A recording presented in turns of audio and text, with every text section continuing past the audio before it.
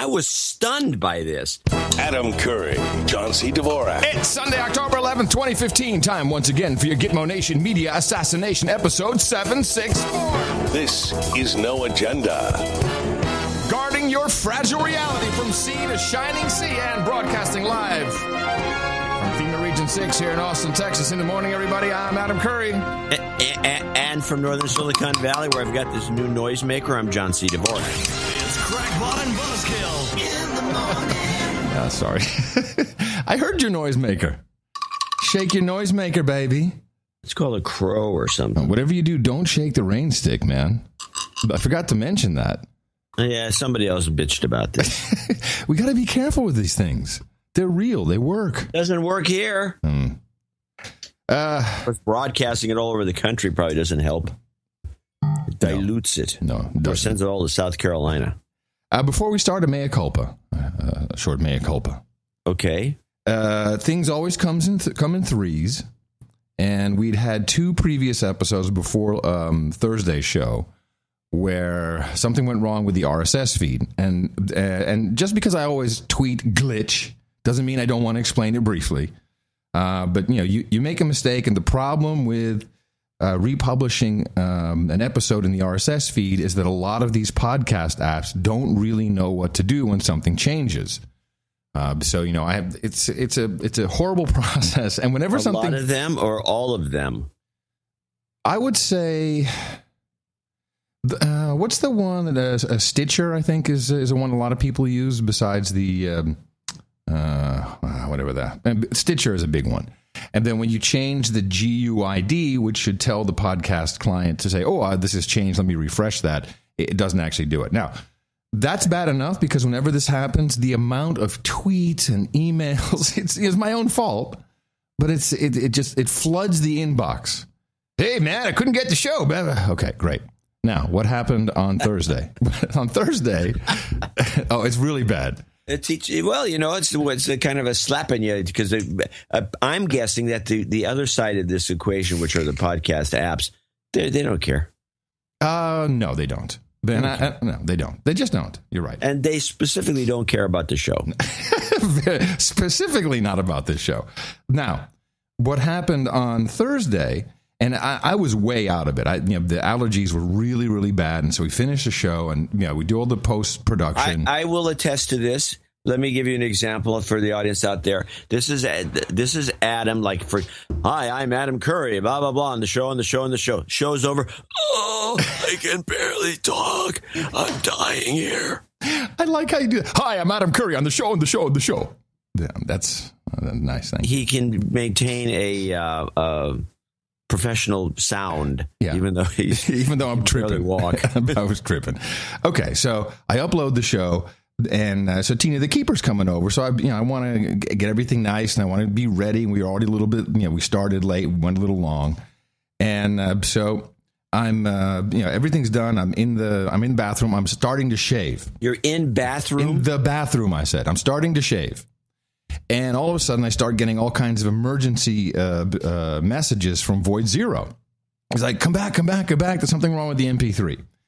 And now, in my haste or in my fog of allergies, I failed to notice that the upload had failed. It looked like it had gone through, but there was an error message which I just hadn't seen.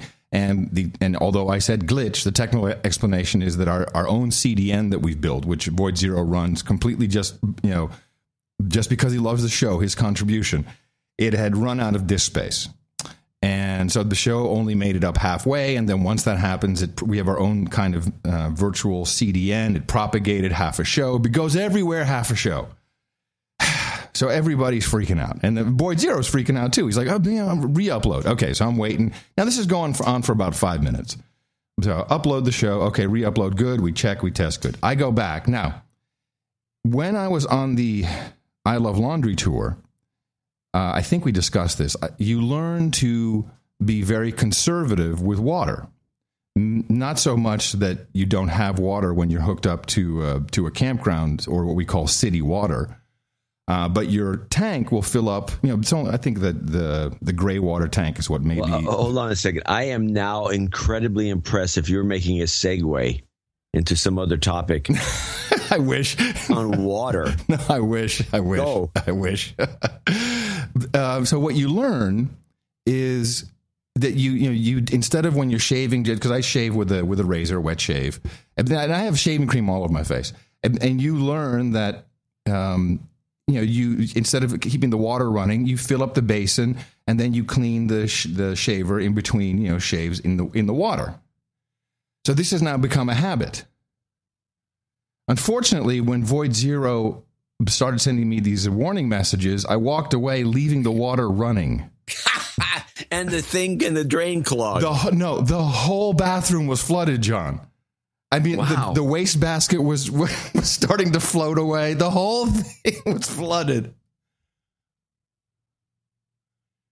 This is fun. This is getting funnier by the minute. And I have pictures. I like the way you preface, though, this thesis about why you had it's true. It's plug in the drain. It's the truth. It's the truth. It's good. This is a good story. This is a very good story. So I took pictures. Now,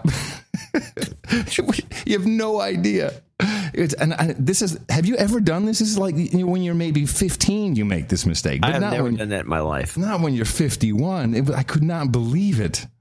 And now the crazy thing is, this building is, concrete, unfinished ceilings, exposed concrete, and the floors are, stained concrete. I don't know where the water went, but I certainly didn't clean up all of the water that should have been on the floor. So I don't know if it went downstairs or... Yeah, dripped down on your neighbor. Somewhere in the building. Work. This was not good. It was not good at all. Anyway. So, and then I still had to deal with, hey, man, only got 1 hour to show. What's wrong? Blah, blah, blah, blah, blah, blah, blah. Can I ask a question? Of course. Now, what would, since these podcast apps aren't going to deal with this, with the standard, it's the standard of resetting the thing and saying, here, no, it's an hour, it's 2.5 hours, another hour. Could you upload a part 2? And would that fix the problem with the podcast apps? Well, then you have another entry, and of course I could do that. But what should happen is you just replace the file, and then anyone who hasn't retrieved it yet will get it. But there's so many automatic systems in place, like was it BitTorrent Love? I think they grabbed from the RSS feed, so the BitTorrent version was truncated, the BitTorrent Sync version was truncated. It's never ending. Anyway, probably explains our lack of donations. Then I take full responsibility, and I'm very, very sorry. It's really I understand what you have to do, but it just seems to me that if I'm running one of these apps, I would be a little more forgiving, because I'm sure this happens a lot with all kinds of people. Yeah, and it's something that is at the core. I think it's happened to us 2 or 3 times over the last 8 years. We've had our mistakes, yeah. But really, what it's a part of the core RSS system with this GUID, which is a unique identifier for the post. And when it changes and it removes it, the feed should be reparsed, and then it should have the proper episodes there. But a lot of this does not work. Anyway, sorry. And then it's amazing how many people say, where can I get a copy? Where can I get the show? It's like, we've forgotten that, you can download it from the website. That has always baffled me. You can play it from the website. What am I going to do? NoAgendaShow.com. It's right there. Click. Yay. Wow.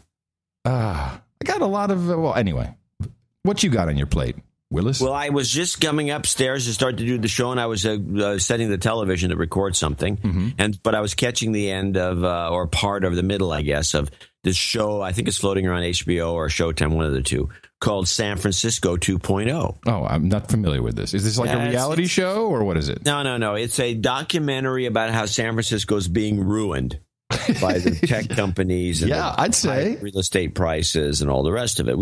There's been a bunch of clips that we haven't played on the show, but I've been collecting them on some of these crazy things going on in San Francisco, where people rent a house out and they put bunk beds in every room, and they put 50 people in there. Like $800 for a bunk bed. Yeah, for a bunk bed. Perfect. And this is great, and people put up with this crap, and then nobody even thinks of going to the East Bay, where you can get still not cheap, but it's cheaper. And this woman who's the narrator says, and the tech companies have said they don't have to follow government rules. And or the tech companies are saying that they're not going to follow government rules. Oh, really? And I said, what tech company said this? No tech companies are saying they don't have to follow government rules. I was just irked.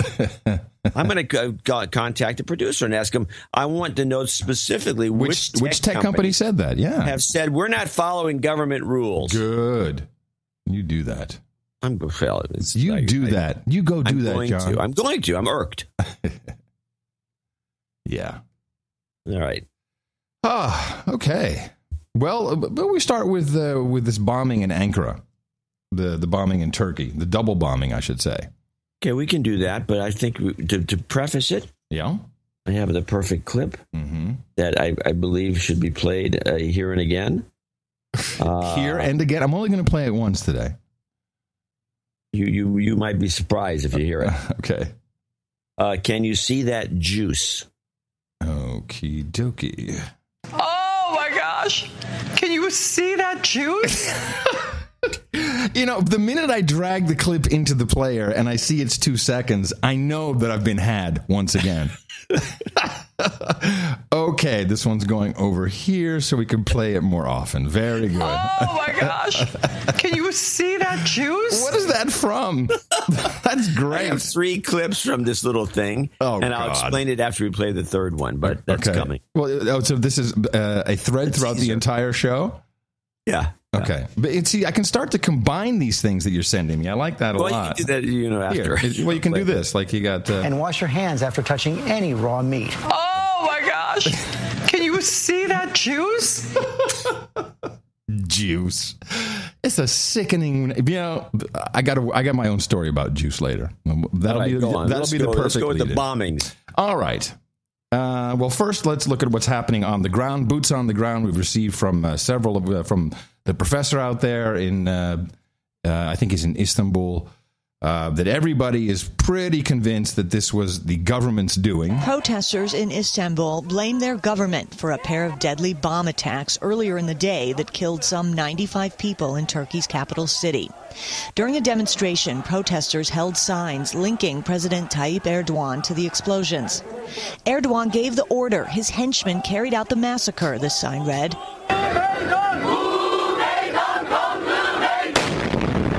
The bombings in Ankara targeted a planned peace march by pro-Kurdish and leftist groups who were protesting the conflict between Turkish forces and Kurdish militants in the country's southeast. Video of bodies and blood-stained flags scattered in the streets showed the level of destruction from the bombings. As the demonstrations continued into the night, some protesters in a largely working-class residential district on the northern edge of central Istanbul hurled stones as riot police retaliated with smoke grenades. So just looking at this, and because we do this show, and there's an incredible amount of information that we deconstruct and dissect every episode, I recall very distinctly, now this is going to go back to probably February of this year, when there were a number of phone calls, recorded phone calls and conversations that were released to the public regarding one, Erdogan, and there was some corruption going on with him and his son.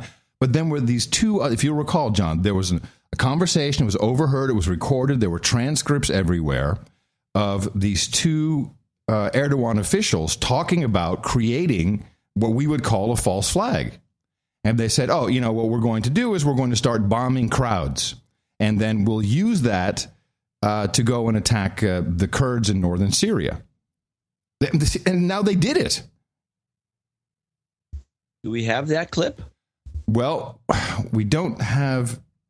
Of course, we don't have an actual audio that is usable for the show because it's not in English, but I do have this.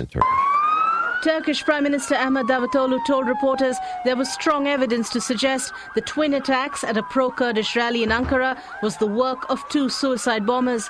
Yeah, that's enough. You don't need to know any more than that. No.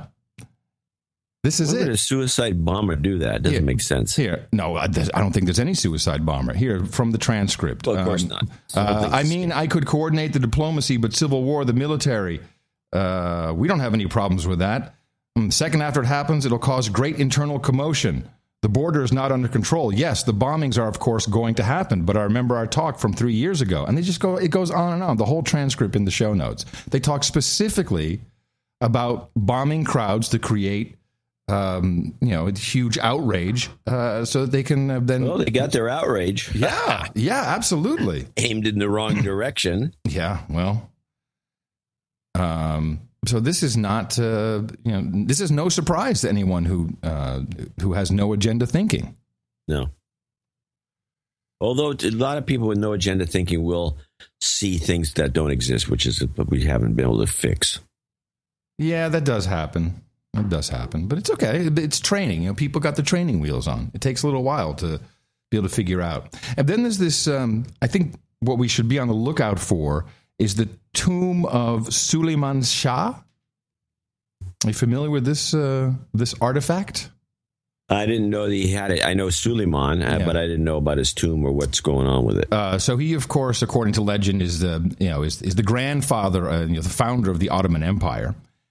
And now his tomb has been moved. It has had 3 different locations since he died in 1236. All of them in Syria, but they have been moving this tomb closer to the Syrian-Turkish border. Let's see, in 73, the tomb was under threat of being flooded by Lake Assad, and then Turkey and Syria agreed to move it 85 kilometers north, but still along the Euphrates riverside, and that's only 27 kilometers from the Turkish border. This is an ongoing struggle, and just as a symbol, I'm pretty sure we'll see the tomb of Suleiman pop up as a target. That's just a future vision that I think is coming down the pike. Because whenever you can get something like that, it's in a way it's like the flag for us or something of that ilk. And then we have more like moving the Washington Monument around. Yeah, I don't think it's that big. And of course, now the military-industrial complex is going to expand the number of troops at the Incirlik Air Base in Turkey. I didn't know this, that air base has 5,000 troops on it. That's the biggest one anywhere. Let's just call Turkey a part of Europe for all intents and purposes. And they're going to expand it by another 2,500 capacity. So this is kicking off. Huh. Yeah, well, all hell's breaking loose, let's face it. And then we have strife everywhere in Europe regarding the migrants. This is really getting out of hand. In the Netherlands, we saw one of the centers, one of the asylum centers, was stormed. People are now storming these places. There's protests everywhere. This is a much bigger problem than anyone really realizes, I think. Well, not if you watch RT. Okay, what you got? Well, I have a quick clip just as an intro to what you have on RT. We had Comey and Johnson all up on the Hill testifying about Department of Homeland Security and about the FBI and just how we're doing in general. And here's what they had to say about the Syrian refugees, which does not sound hopeful. With respect to the potential of Syrian asylees coming to the United States. Asylees?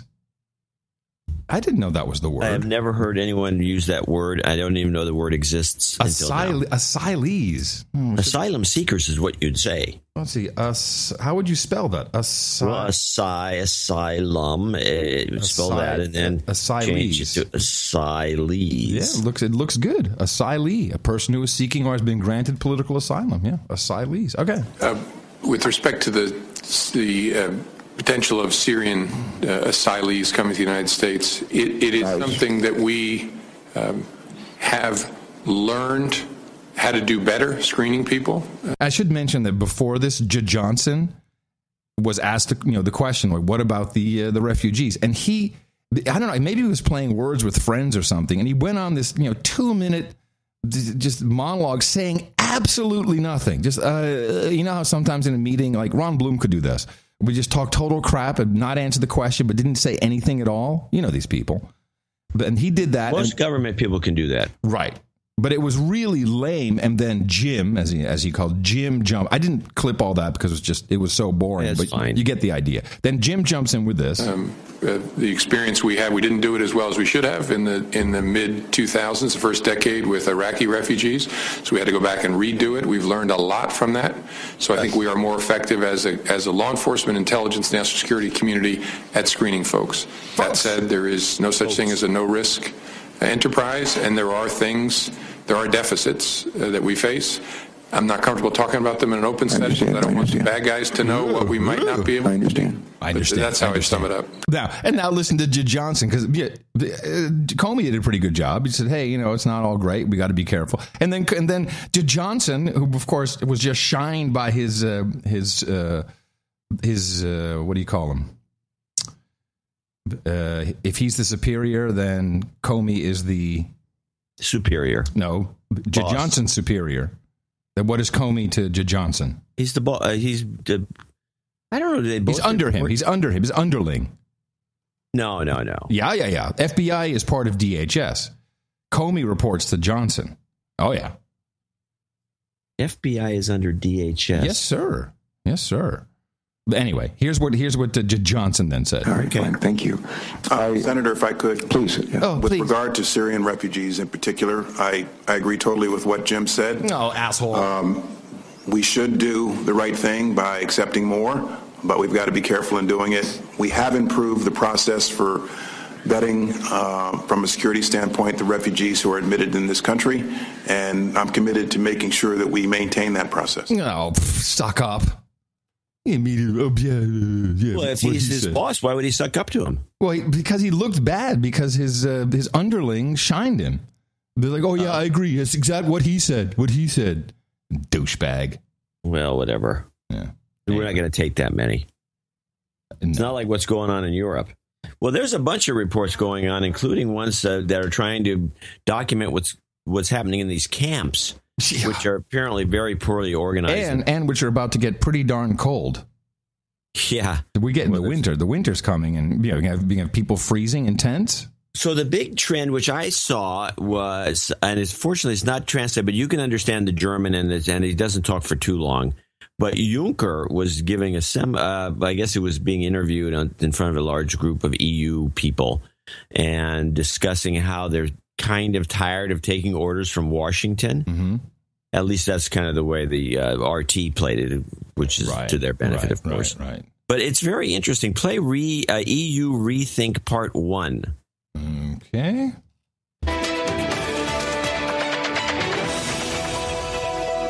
Welcome back. You're watching RT International. Washington must not dictate how the EU builds ties with Russia. That's according to the president of the European Commission, Jean-Claude Juncker. Man muss die Russen einfach, ich sage das mal so plump, anständig behandeln.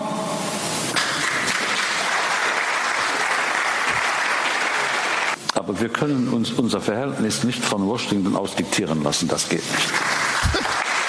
Washington's not going to dictate what we do. What's that? He says Washington's not going to dictate what we do. That's right. Smith has more on how the mood between Moscow and Brussels might soon change. Well, it certainly looks like part of a general thawing. Last week, we saw the meeting of the Normandy 4 in Paris, which ended on a positive note, discussions about Ukraine there. And now Juncker talks of this almost conscious uncoupling from Washington. What is that? Conscious uncoupling? They're using a Gwyneth Paltrow meme?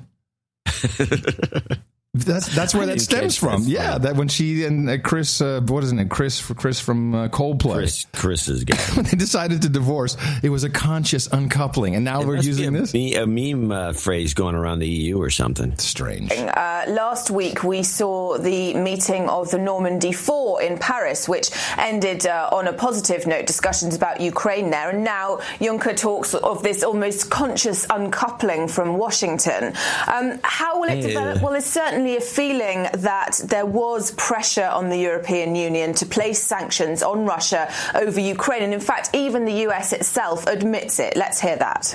It is true. They did not want to do that. But again, it was America's leadership and the President of the United States insisting, oftentimes almost having to embarrass Europe to stand up. And take economic hits to impose costs. Well, we now know that those sanctions... Nice. That's exactly what we did. And yet it's... Yes, what I get a kick out of is that Biden calls it leadership. Now, I was thinking about this. Well, it is if you're a war machine. It is bullying. Yes. And bullying. now that I think about it, we have been bullying the EU to such an extreme that we're so... And it's been going on long enough that we've become so self-conscious about bullying. That's why bullying is a major, major meme within our own country. That comes back to the Dutch proverb. Wat je zegt ben jezelf, met je kop door de helft. Which means? What you are, what you say is what you are. I.e., what you accuse someone of is what you are yourself. Exactly. And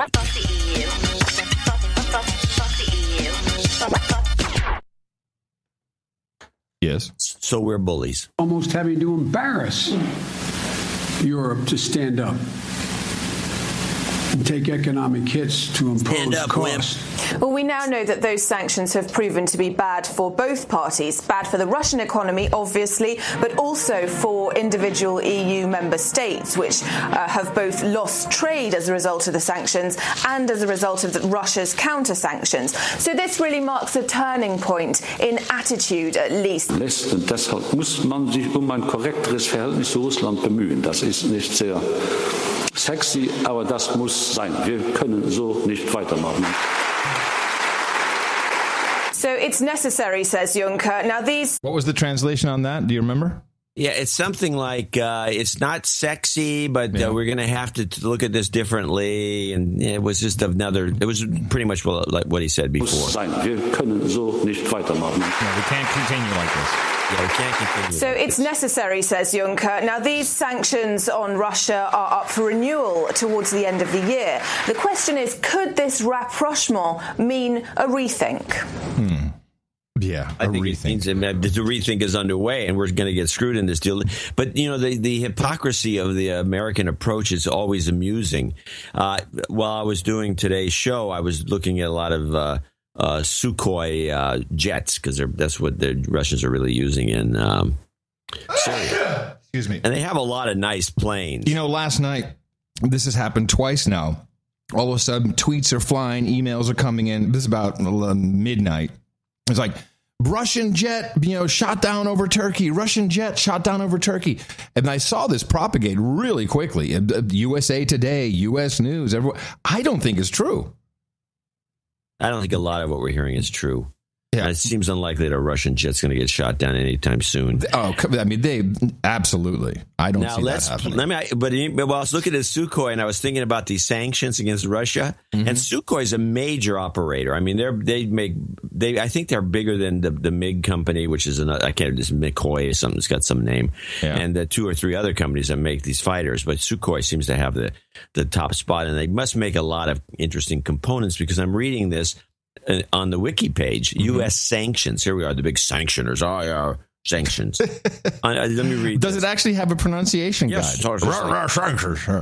On August 4th, 2006, the U.S. State Department imposed sanctions on Sukhoi for allegedly supplying Iran in violation of the United States, in violation of our agreement, right? The Non-Proliferation Act of 2000. Sukhoi was prohibited from doing business with the United States federal government. In November, same year, in November, the U.S. State Department reversed its sanctions. It doesn't say any more than that, but you know what happened. They're obviously supplying us with some crucial part for jet engines. And rocket engines. Something. It was the rocket. I think it was the rocket engines. Right. The rocket engines. We use Russian rocket engines. But it's interesting you bring that up. I have a quick two-parter here about the missiles. So this is CNN. Probably within 3 hours of the report, there was 3 hours between each of these reports. The first one. But what we've seen in the course of the past few minutes only is an announcement, quite an extraordinary one, by the Russian defense minister. He was sitting in the office of the Russian president when he almost casually sort of announced to him that the Russian naval bombardment of Syria had begun. He said that 4 ships of the Caspian flotilla, which is the Caspian Sea is quite remote from Syria. It's not close by at all. But 4 ships of the Caspian flotilla had launched long-range missiles, 26 of them, that had travelled something in the region of 1,500 kilometres, about 1,000 miles, to their targets inside Syria. 11 targets apparently struck, all of them, according to the Defence Ministry, the Defence Minister, destroyed. There's no mention of civilian casualties, except to say that there weren't any, as far as the Defence Minister was concerned. Vladimir Putin, took the news. These are often very staged events, of course, but he took the news, unlike the U.S. events, in his stride, and congratulated the Defence Minister on the operation, saying that the results of that operation were positive.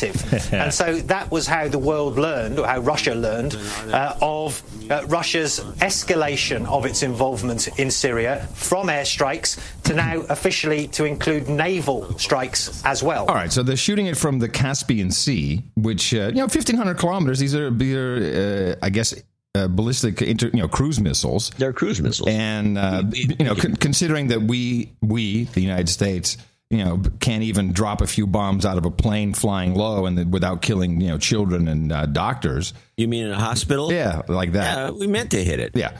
Well, we'll get to that in a minute.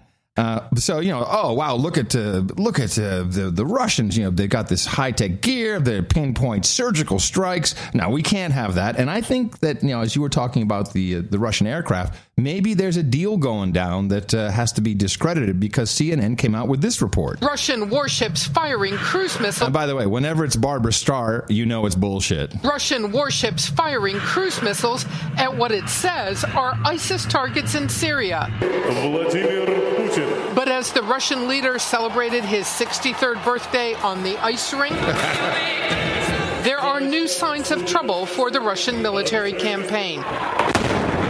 CNN has learned at least 4 of the more than 24 Russian cruise missiles launched from ships in the Caspian Sea crashed in Iran. They're duds. They're no good. They're crap. They don't work. No word from Moscow or Tehran, but U.S. officials say they believe there are injuries. Here it comes. A setback for the Russian Caliber cruise missile, billed as a highly precise weapon with a 1,000-pound warhead being used for the first time in combat. So it fails the field test. Yeah, the Russians and the Iranians have both come out and said there's no such event, and nobody was hurt. Right. Did they report that too? No, of course not. Of course not. But no, you're right, though. This is what's going on. We have the Russians. If you start looking at, that's where I got involved with Sukhoi, and that's a MiG too. There's some MiG-29s that the Syrian Air Force has, and the Russian planes. A lot of them, especially.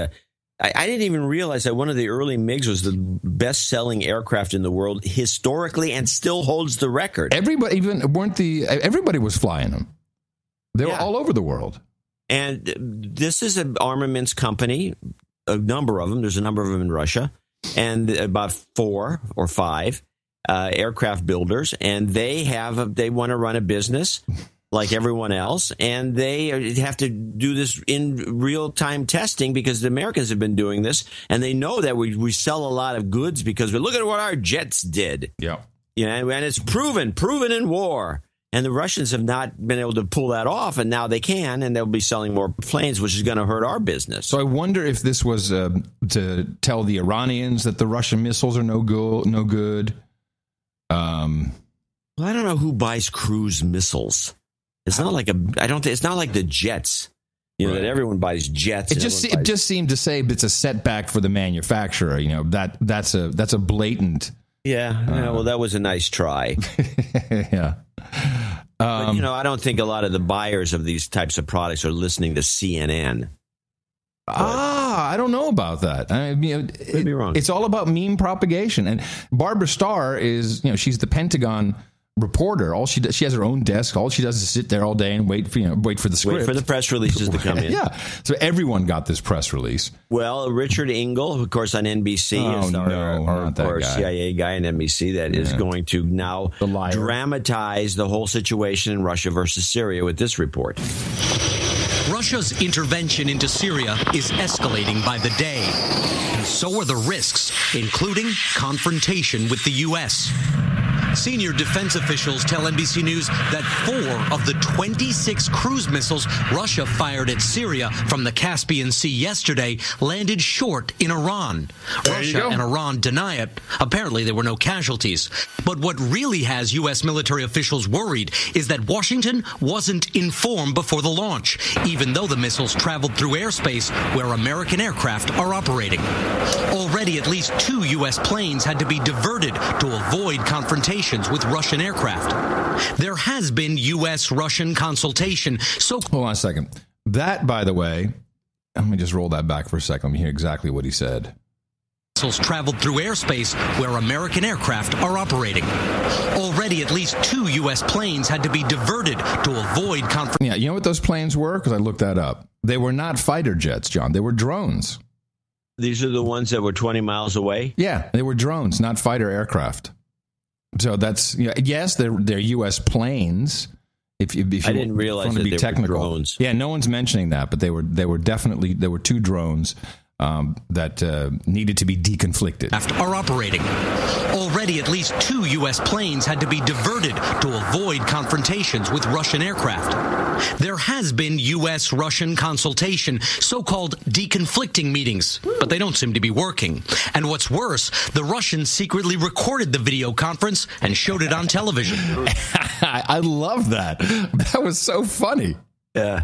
In the MILF conversations. Perfect. Washington is also fuming at Russia's choice of targets in Syria, mostly anti-Assad rebels, some backed by the U.S. Huh? I didn't say anything. Oh, I'm sorry. It sounded like you were yelling in the background. We have not and will not agree to cooperate with Russia so long as they continue to pursue this misguided strategy. The problem is Washington and Moscow are fighting what are effectively 2 different wars. The U.S. bombing to stop ISIS, Vladimir Putin bombing to keep Assad in power. And because these wars overlap, a mistake could escalate quickly and badly. Syria has been an open wound for more than 4 years. Now it's bringing the U.S. and Russian militaries dangerously close to each other, closer than they've come in decades. Lester? Yeah. If you're going to say open wound, you might as well play the Juice clip. You're right. Oh, my gosh.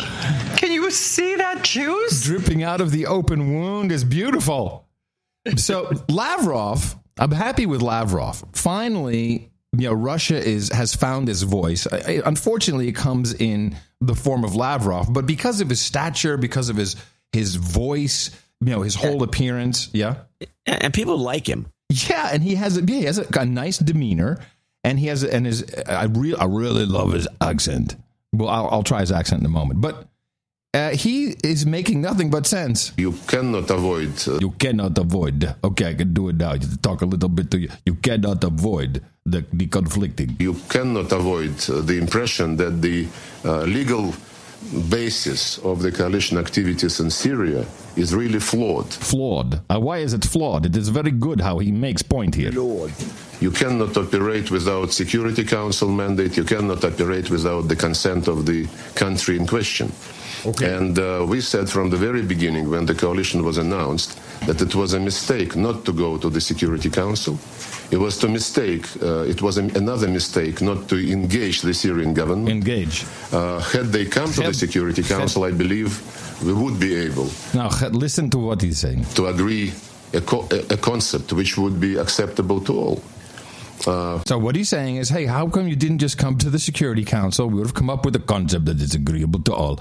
But no, the Americans didn't do that. And they called the Syrian leadership, the Syrian government led by Bashar al-Assad, illegitimate. And Lavrov makes an excellent point. And the words about illegitimacy of the Syrian regime, against the background of what we did on chemical disarmament, I believe this is very hypocritical. The Syrian regime was perfectly legitimate when we all agreed to deprive Syria of its chemical weapons. I love the choice of words. Deprive of the... So, yeah, they were completely legitimate when we were negotiating to deprive them of their chemical weapons. We welcomed in our resolutions in the Security Council the decision of the government of Syria to join OPCW. And everything was fine with everybody. Hunky-dory. I don't understand why getting rid of chemical weapon requires a legitimate regime cooperation. And on the other hand, fighting terrorism requires no cooperation with this regime. Yeah, Gend. I like how the H's are preceded by a G sound. Gend. Well, he's. I want to hold your hand. Logical makes sense, but we still got to get rid of this guy for some reason, even though we loved him a few years ago. Well, we need to put a puppet in. That's what we do. That is our. We're never going to get a puppet into this mess. This is a quagmire. Meanwhile, I play the flawed strategy. This is the clip from last show. This is flawed strategy. This is Ash Carter's complaints about the Russian intervention. U.S. Defense Secretary Ash Carter says the U.S.-led coalition will not be cooperating with Russia in the fight against Islamic State because Russia's strategy is tragically flawed. I've said before that we believe Russia has the wrong strategy. They continue to hit targets that are not ISIL. We believe this is a fundamental mistake. Despite what the Russians say, we have not agreed to cooperate with Russia so long as they continue to pursue a mistaken strategy and hit these targets. Well, Carter clarified the U.S. position during a press conference in Rome with Italian Defense Minister Roberta Pioletti. He said the U.S. will, however, conduct basic technical talks with Russia about efforts to ensure flights over Syria are conducted safely. Meanwhile, the Russian Defense Ministry says Washington's refusal to share intelligence with it about the position of the Islamic State militants shows the U.S. is looking for an excuse not to fight terrorism. So it looks. Go ahead. Yeah. First of all, this clip is probably about 5-6 days old. Yeah, it's not that old, but they still maintain this position, and this failure to share information on which I think you and I would agree there probably are guys. Might be because we really don't know anything, and we're just trying to bluff our way because we're not interested in really doing much more than rebelizing. I'm in agreement, and I think that this bombing in Ankara was intended to, if not now in the near future, to invoke Article 5. Because, of course, as we found out on the last show, yes, indeed, Turkey is a NATO member. So an attack on one is an attack on all. This will come out as Syrians, but maybe they'll blame it on the Kurds in northern Syria. But it will be the only reason to at least gear up to have a full-on NATO assault, because I think we're pretty much checkmate now in Syria. Anything we do with the Russians in there is going to make us look bad. And to that point, here's a more recent clip from Ash Carter, he doesn't seem like a military guy at all. No. He's really a politician, and he's pretty good at it. Now, knowing that John McCain, who I have another update from, has said in no uncertain terms that we have two groups of so-called rebels fighting in Syria against Assad. One is the DOD. One is the DOD contractors, which McCain takes responsibility for. The other one are the CIA contractors, which McCain always poo-poos and says, "Well, that's their guys. We have nothing to do with them." And of course, that probably is ISIL. But first, here's Ash Carter saying, "Well, maybe we're just going to have to stop that and rethink." With respect to the issue of training forces in Syria that will take the fight to ISIL on Syrian territory, that is an important ingredient of our overall counter-ISIL strategy, and the United States remains committed to that. We have been looking for now several weeks at ways to improve that program. I wasn't satisfied with the early efforts in that regard. It didn't work. Looking at different ways to achieve basically the same kind of strategic objective, which is the right one, which is to enable capable, motivated forces on the ground to retake territory from ISIL and reclaim Syrian territory from extremism. So we have devised a number of different approaches to that going forward and taken them to President Obama, and I think you'll be hearing very shortly from him in that regard about the proposals that he has approved and that we're going to go forward with. Yeah, so you're on the ground, you're part of the DOD supplied and financed and supported group. And this is going on. Like, yeah, we'll have a meeting and we'll see what's going to go on. We're coming up with some new strategies. Oh, yeah, you're getting on the other side as fast as you can. Yeah. Now, here's McCain, what I thought was just a big, whoa clip. Where, again, let's take into account, we have the McCain-backed guys, which is Department of Defense, Pentagon. And these are all, as Putin himself says, these are all mercenaries. They'll work for whomever, but as long as the U.S. keeps supplying them, they'll work for them. But then the other guys, the CIA, our thesis, that this is ISIL, right? And that would be backed up by the report, the military report that came out 2 years ago that said we needed to make an organization. We need to make it, and so that's exactly what CIA does. And so if you listen with that in mind to what McCain says here, he's not lying. Do you believe that Russia is targeting ISIS targets or not?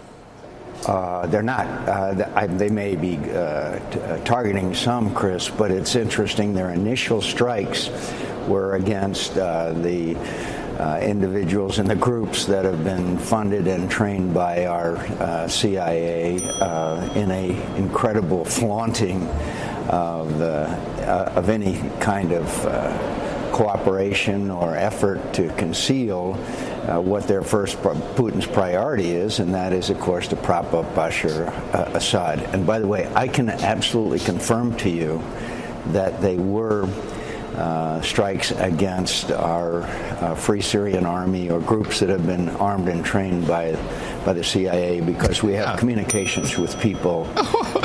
So not only is he saying, they struck, well, it wasn't ISIL, but it was really the guys who are ISIL, and because we talked to them, we have confirmation. Excuse me, CIA, we know what's going on over there. We know what you guys are doing there. And so now we're going to have a meeting of the military or some kind of communications. That seems to be the administration's first priority. And so we can stand by and watch them strike those groups that are fighting against Bashar Assad that we're training and funding. This is an Orwellian experience. That's for sure. For John McCain to say it's an Orwellian experience is quite rich. Now, here's the thing that bothers me about right now what's going on at this moment. I watched the 3x3s. Yeah. We're in week 8. No, I think we're wrapping up week 2. Okay, week 2. All three networks, there were 2 common stories on Friday. All 3 networks played. One of them, which we'll get to later, is the Ben Carson story. The other one was this story, and it's played in a bunch of different ways. But what bothers me is that we did this story, and you remember it because it came out of Democracy Now! Clip, and it was like 2-3 shows ago about how they've taken the $500 million away from this project. Yeah, from funding the rebels. Yeah, they all on Friday. They reintroduced the story to the mainstream media for a second go round, as if the first go round of the story didn't hit home. It didn't hit home. It didn't do the job, or they wanted to rephrase it or restate it or put it in different words. And I was stunned by this. I'm thinking, this is an old story that is now being rehashed as though it's a new story, and they kind of twisted a little bit this way and that way, and nobody got the same version of the second go round. But this is one of them. This is the 500 million story redo. Now to an outrage involving your money tonight. $500 million in U.S. taxpayer money, supposed to train thousands of moderate rebels to fight ISIS inside Syria. Well, tonight, the Pentagon admitting the program is a failure. So let's get right to ABC's chief global affairs correspondent, Martha. Yeah, it's a failure now, all of a sudden. New. It was like a failure like 3 or 4, like a week and a half ago. Yeah. And now it's a failure again tonight. And what are they up to with this? And this is ABC, correct? And this is ABC. Yeah, well, they have direct ties to the White House. Well, no, but all the networks ran the story. Okay. Pretty much the same. The program is a failure.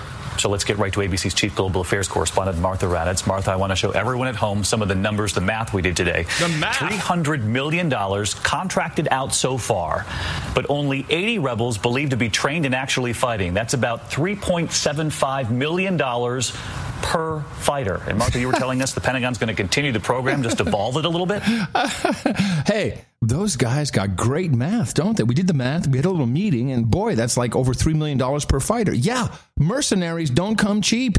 They certainly will. The new plan for the $500 million program is this. Instead of training rebel units, rebel leaders will be taught battlefield skills like how to provide information for airstrikes, and then they will go join up with their units already in Syria. The units will be given ammo, and if they prove their worth, they will get bigger and better weapons. But two things are clear, David. This will take a long time, and there is no guarantee this program will succeed either, David. And very costly already. Very Martha costly. Raddatz with us tonight. Martha, thank you. Very costly. Thank you, Martha. Now, I very costly. thought about why we're having a redo, or there's another word for it, a revisit, a reset, reboot of the same exact story.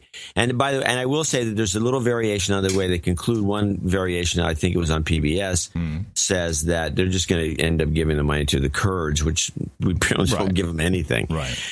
Here's the reason I think they rebooted the thing and try to get, now we bring it up again, put it back in the public's mind so you forget the original report. The original report was pretty much centered around the idea that we gave them all this money, and the first thing they did was give it right to the Al-Qaeda. Right. Remember that? Yeah, of course. Yeah, they took them, oh yeah, thank you for all your money. Here, Al-Qaeda, here, Al-Nusra. Take the guns, and they had these guys. We didn't play all the clips that I had, but they had these guys say, oh, no, we just gave the guns to Al-Nusra because it was a yeah, they were already in place. We didn't have to organize the team. They were already there. And I think they wanted to reset that story so people forgot that. The hypocrisy, though, of yelling at Putin that, that he is Putin! Arming rebels in Ukraine, eastern Ukraine. Yet we're doing exactly the same thing, and it's okay. No one questions that. No one. Or even funnier, and a lot of people on the face page did pick up on this, where the president says, the country doesn't need guns to protect itself. Yet we're giving guns to a country to protect itself. It's crazy. Yes, it's crazy. It's crazy. It's completely nuts. Oh, good catch. Good catch on that. Good catch on that. So I have, it actually was like really a head scratcher when I said, what? And they're playing it as though it's news. Yeah. Today. It happened today when this is like old news. Yeah. I have a couple of things on the Russians. This is from RT, and this is the Russians bragging. Their approach to the Syrian thing is very propagandistic and very old-fashioned. When I'm listening to this particular report, I'm thinking, wow, this sounds like Stalin in the 50s. It's just this kind of old-fashioned, everything's going great. We're very careful about what we're doing. We're not like these other boneheads. This is Russian bragging about Syria. Russia's Air Force has stepped up its campaign against ISIL with a record 67 sorties in the last 24 hours alone. That's the most since this coalition started hitting terrorist strongholds in the country. Now, a major strike hit ISIL headquarters here in the militant hotspot of Raqqa. We can show you the precise pictures of the terror bases being hit in another key ISIL command post, Aleppo. Terrorists were killed in a former prison converted into an Islamic State base. Deputy Chief of Staff Lieutenant General Igor Makachev added other targets hit include, quote, communication hubs, command posts, fuel stores, and terrorist training bases. As a result of our airstrikes, the militants are taking heavy losses and have been forced to change their tactics. They're now dispersing, going deeper into cover, and hiding in populated areas. Yeah, so just replace rebels for American mercenaries, and we're on the short end of the stick. Yeah, we really are. Yeah. Well, that's what you get when you do proxy wars. You can't come out and say, "Hey, they're messing with our guys." You can't say it. No, you can't.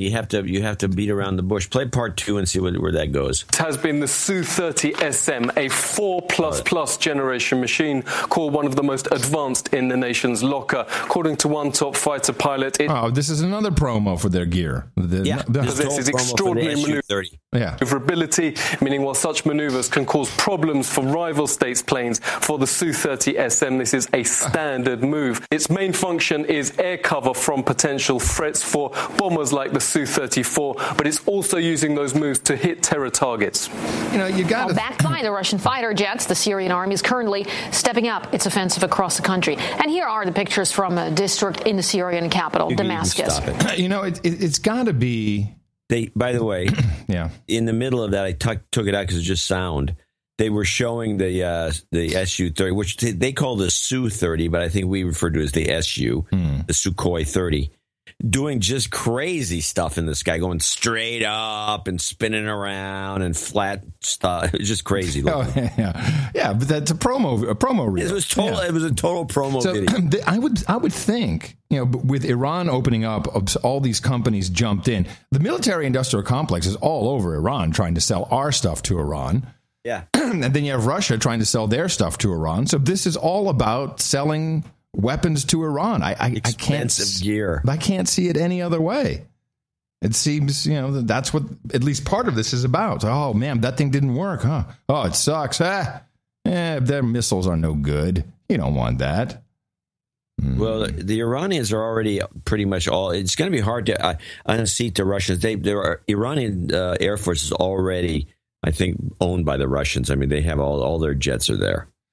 Now, amidst all of this, we have one extra problem that is cropping up, and this is on the Wes Clark 5, so it was not completely unexpected, but we're having more issues in the region. Lebanese security forces fire water cannon and tear gas to break up an anti-government protest in Beirut on Thursday. Protesters hurled rocks at riot police, blocking the way to parliament. Anger at Lebanon's government over perceived corruption and incompetence has sparked repeated protests. Regime change came to a head in July when the government failed to resolve a trash disposal problem and garbage piled up in the streets. Formed last year, the Lebanese government has struggled to make decisions. The country is still without a president at a time when the war in Syria has driven more than 1 million refugees into Lebanon. How handy, no president. Lebanon's parliament speaker canceled the last day of this week's session, a discussion aimed at finding a way out of political crisis. I made a mistake. It's not the Wes Clark 5. That's the Dave Clark 5. It's the Wes Clark 7. Let's review. Let's see how the countries are doing. So I came back to see him a few weeks later, and by that time we were bombing in Afghanistan. I said, are we still going to war with Iraq? And he said, oh, it's worse than that. He said, he reached over on his desk, he picked up a piece of paper, he said, I just got this down from upstairs, meaning the Secretary of Defense's office today. And he said, this is a memo that describes how we're going to take out 7 countries in 5 years, starting with Iraq and then Syria, Lebanon, Libya, Somalia, Sudan, and finishing off Iran. We got it all. But I think with Lebanon, we've got them all, John. Now, I'm listening to, this is my last clip. I'm listening to PBS NewsHour, and they have a couple of guys speaking, and the Kagans have not given up because this ex-Bush guy came on, David something, I don't have his name, it's downstairs. But this guy comes on who is an ex-Bush Kagan operative. You can just tell, an operative. Mm-hmm. And he's trying to get us borderline to bring out World War III. Mm-hmm. Now, I want you to listen to this character. This is the insanity clip on the... And this is where you have to remember, or people listening to this have to remember that and we're talking about the Wes Clark 7, these guys are the ones behind it. And this is the thinking that's going on right now because the Syria thing is not working out as it was supposed to work out because the Russians have come in and rightfully came in finally to defend their ally, who they sat on the sidelines for forever, figuring they could do the job themselves because they have all this Russian gear, but they didn't know how to shoot it, I guess. They didn't supply the manual. Who knows? But listen to this guy and listen carefully to his wording because there's one little phrase in here that just really is like, what are you saying? very significant, unintended consequences. So, David Kramer, what about that? I mean, there is the real worry. If the U.S. gets involved, it gets sucked in, dragged in, and can't get out. The Turks had indicated a long time ago that they were prepared to send forces in if the United States provided cover and support. So we should create safe zones. We should create no-fly zones. We should enforce those for any planes that would threaten people in those areas, whether they're Syrian planes or Russian planes. We should give the Russians full notice that any violations or attacks on those zones would constitute an attack that we would have to respond to. But nobody wants this. There are bad decisions that have to be made here. But that's bad decisions. There's bad decisions that have to be made, is what he said. Yeah. And he's advocating that we, the United States, in a different hemisphere, put up a no-fly zone over Syria while the Russians are flying around there, which is one of their allies. Well, is he nuts? Yes. And but what he wants is this to happen under Article 5, which I think that supersedes the Security Council. I think that's why I think he brought Turkey into the argument. Yeah, Turkey as the big helper. Yeah, and Turkey. What do? They blow some people up, blame it on the Syrians. It's easy to see. Those zones would constitute an attack that we would have to respond to. But nobody wants this. There are bad decisions that have to be made here.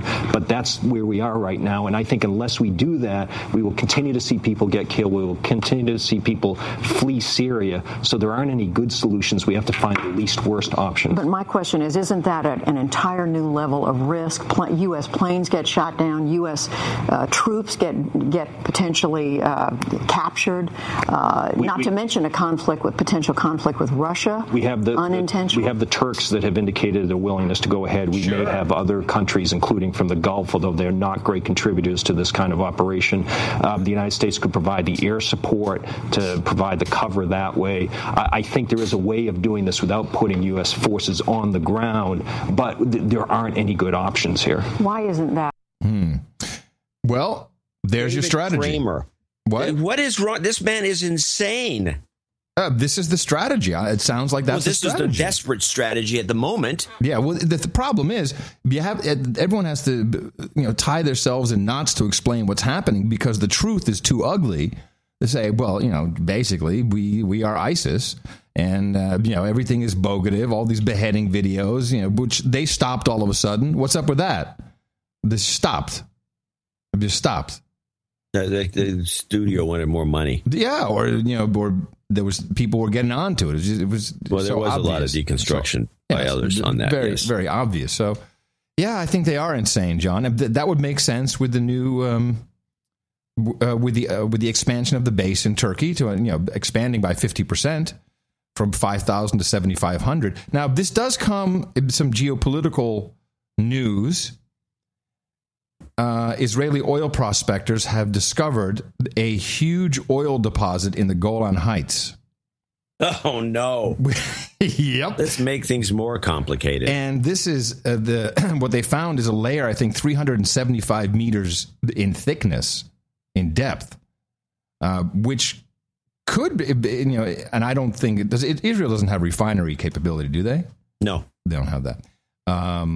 But that would be enough. So, they already have the Leviathan gas deposits off the coast of, Israel, Lebanon, etc. But now with this oil, people, look at the map. Look at the Golan Heights.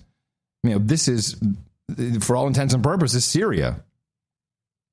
So you're going to see them getting into the deal, protecting what they think is theirs. And there's a lot of action going on right now in Israel. It's not being reported so much because the way our news is structured currently, we cover just 9 to 11 stories on a daily basis, and this isn't one of them in the mainstream media, but it's all over every place else, including even in China. And this is the stabbings in Israel clip, so we can catch up with this, so we all know what's going on. Instead of peace, a new wave of violence is gripping Israelis and Palestinians. And it reached a new peak today as Israeli troops shot and killed 6 protesters. The trouble erupted in chaotic scenes along the Gaza border, where young Palestinians rolled burning tires and threw rocks. Meanwhile, the leader of Hamas in Gaza praised a recent rash of stabbing attacks on Israelis. And there were more stabbings today, including an apparent revenge attack by a Jewish man who knifed 4 Arabs in southern Israel. I'm sad now I didn't clip I was watching the stabbings. Yeah, I was watching the State Department briefing, and I didn't clip it. Damn, I should have. What did it say? Well, Matt said, hey, how come when Palestinians stab Israelis, you call it an act of terrorism, but when an Israeli stabs Palestinians, it's not an act of terrorism? And the guy went, humana. I would think it's just an act of stabbing. Well, I know, but there's a lot of stabbing going on. We're living in a war of words, my friends. Stabbings. Knifed. With that, I'd like to thank you for your courage and say, in the morning to you, John C.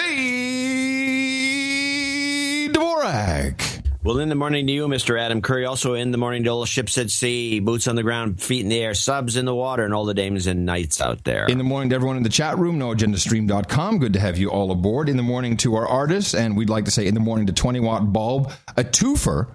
Not only did he provide us with the artwork for episode 762, the 400,000 A-bombs, but also with 763 Transgester. And this was, of course, the Toyota commercial, the Toyota ad, with the Caliphate running behind it. Everybody loving Toyota. Jump for joy. Jump for Toyota. The Toyota-thon is on. And you can find all of the art. And certainly, I'd like to hear what you, for the newsletter, what credits you have. You can find it at noagendaartgenerator.com.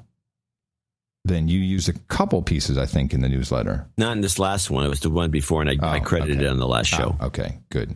You only had 7 puppies. Yes, I know. The other puppy had eaten one of those black hamburgers and was out pooping green crap. Have you seen our producers? No. I took one for the team on Twitter. Yeah, they confirm. They confirm green poop.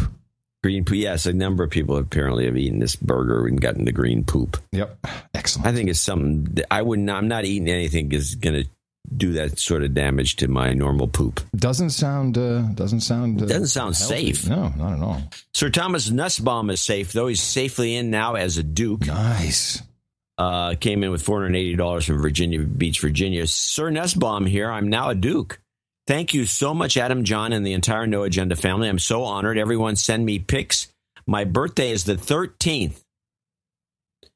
And he wants a Fletcher Nussbaum yell, little girl yay, and that horrible scream that we've isolated. Nussbaum!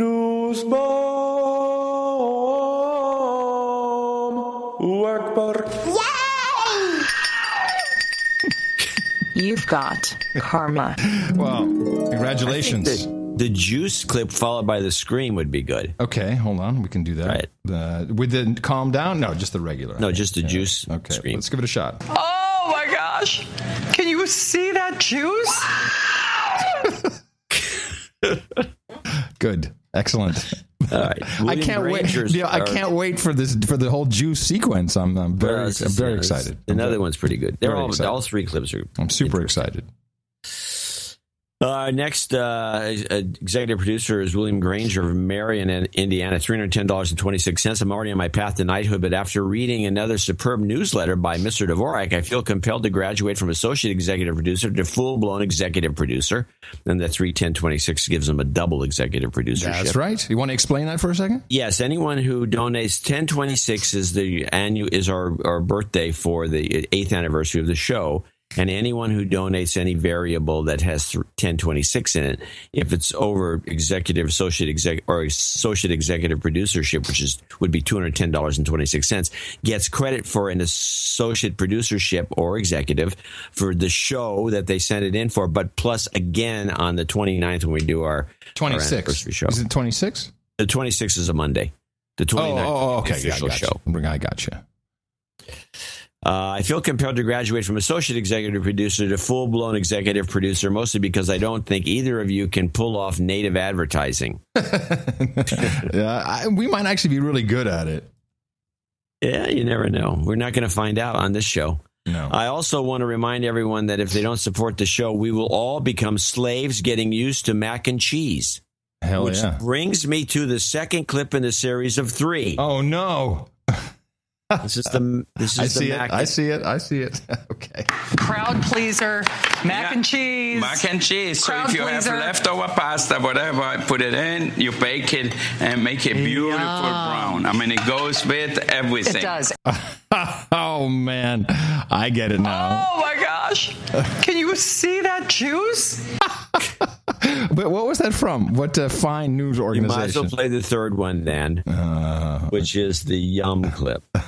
And I'll explain it. Hold on. Yum? Beautiful Yum. Oh, okay. Beautiful. Yum. Oh, God. What was that?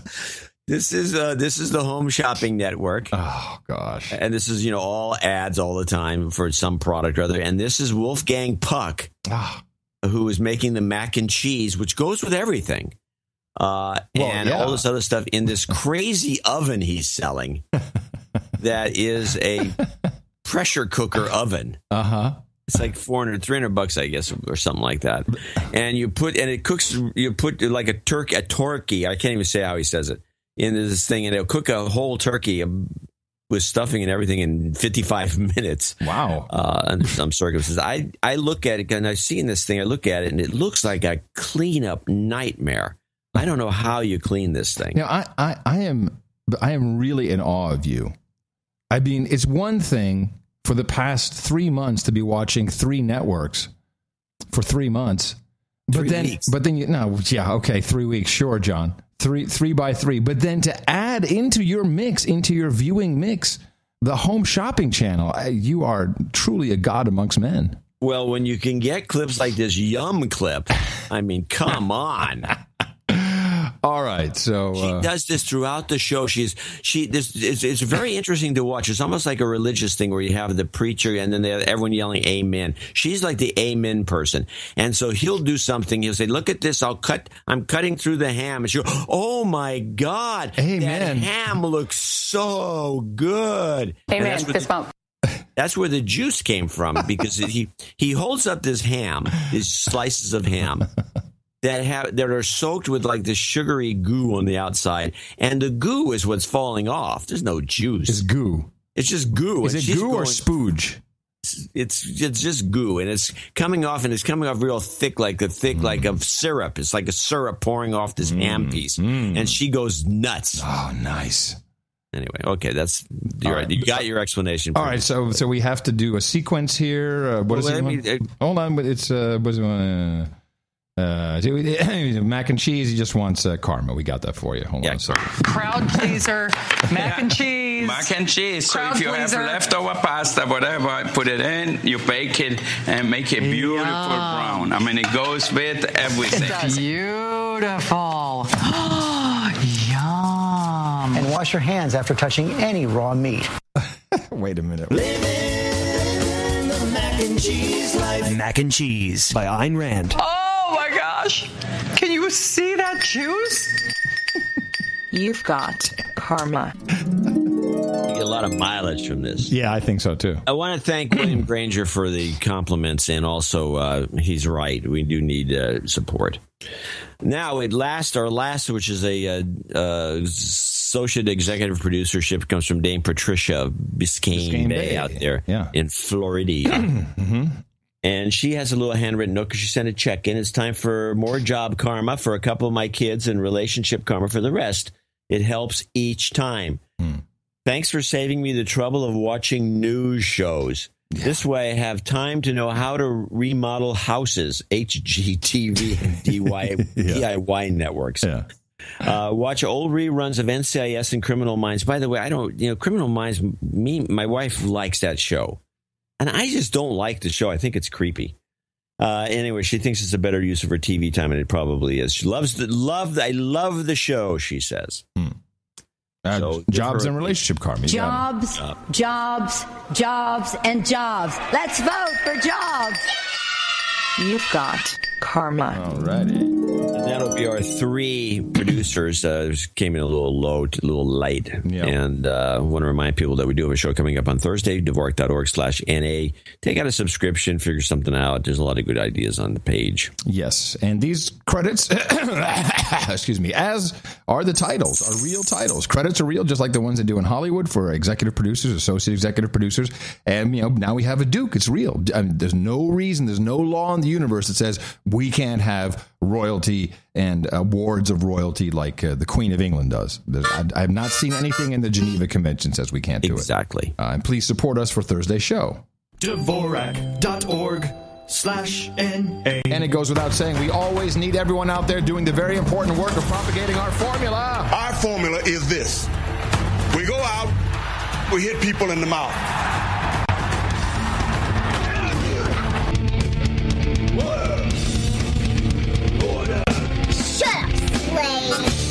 Shut up, slave!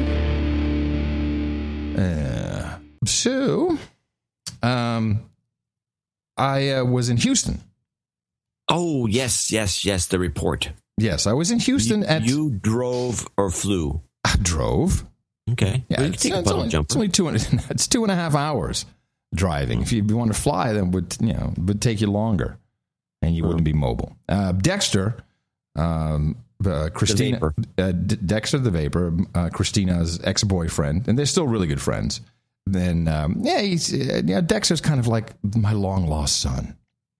So Dexter is in Houston for the Vape Summit 4. Now you have to know, Dexter, he went through a pretty strange time. So to see him, pull himself up by his britches and become a businessman was nice to see. It's nice to witness. So Vape Summit 4 in Houston at the big George R. Brown Convention Center. I've been there. Phenomenally interesting, John. Just unbelievable. There is so much money going around in this business right now. And there's a couple of things. And I don't think in mainstream, whenever you hear about vaping, it's always, it blew up and they took the guy's nose off and blew his face off. And now hardware, these shows barely have hardware sales. There's a couple of them, but really the Chinese have cornered the market on the actual vaporizers. And so that would make sense to me. They have blanketed that, and there's no money to be made in that. Although there's a lot of guys making mods, handmade, beautiful wood. Mods. Yeah, it's called a mod. So that's what it is. Yeah, it's mod version 3, really, 3rd generation. So this is all about, and that's why your clip is so interesting, the e-liquid, which in the industry jargon is known as juice. Does it get any better? Oh my gosh. Can you see that juice? And so it's very good. It's all about, since the juice itself is pretty much, everyone is doing the same thing. You've got your flavors, you got your fruity flavors, you got your custard flavors. There was one outfit I thought was an interesting twist. They have yogurt flavors, and it tastes like yogurt. Have you tried? I tried everything. Oh yeah, you can try. Okay, you tried everything. You walk in the bottom, so it's the ground floor, the big hall on the ground floor. John, it was blue. The whole place was just blue from vape smoke. It was That's vape. It's not smoke. It's vape. Not completely disappear. Well, they had to eventually. This was before the show opened because Dexter is a dealer, distributor, or whatever, and those are appropriate words. So everybody basically has the same type of stuff. It's all about the branding and the packaging. So you've got the crazy, clown juice line, which is just, like a... So there's different lines. Oh, yeah. It's all about the juice. And the reason why, and you see these people walk, you see like the kind of Middle Eastern Israeli-like guys, big stomachs, walking on comfortable shoes, with the slubby outfits. These are the guys who always get into drug dealing early. And this is right now, it's still legal drugs because you can make up these liquids pretty much in your kitchen. You don't need to be a high-end scientist to put this together. And for a 30 milliliter bottle, it probably costs you, depending on on the scale that you're making, it probably costs you about 50 cents a bottle. Wholesale, they go for between 5 and 8. And, retail, you're talking, north of $10. $10 for 30 milliliters? Yes, sir. And wow, what a jip. But there are people moving 20,000 bottles a week.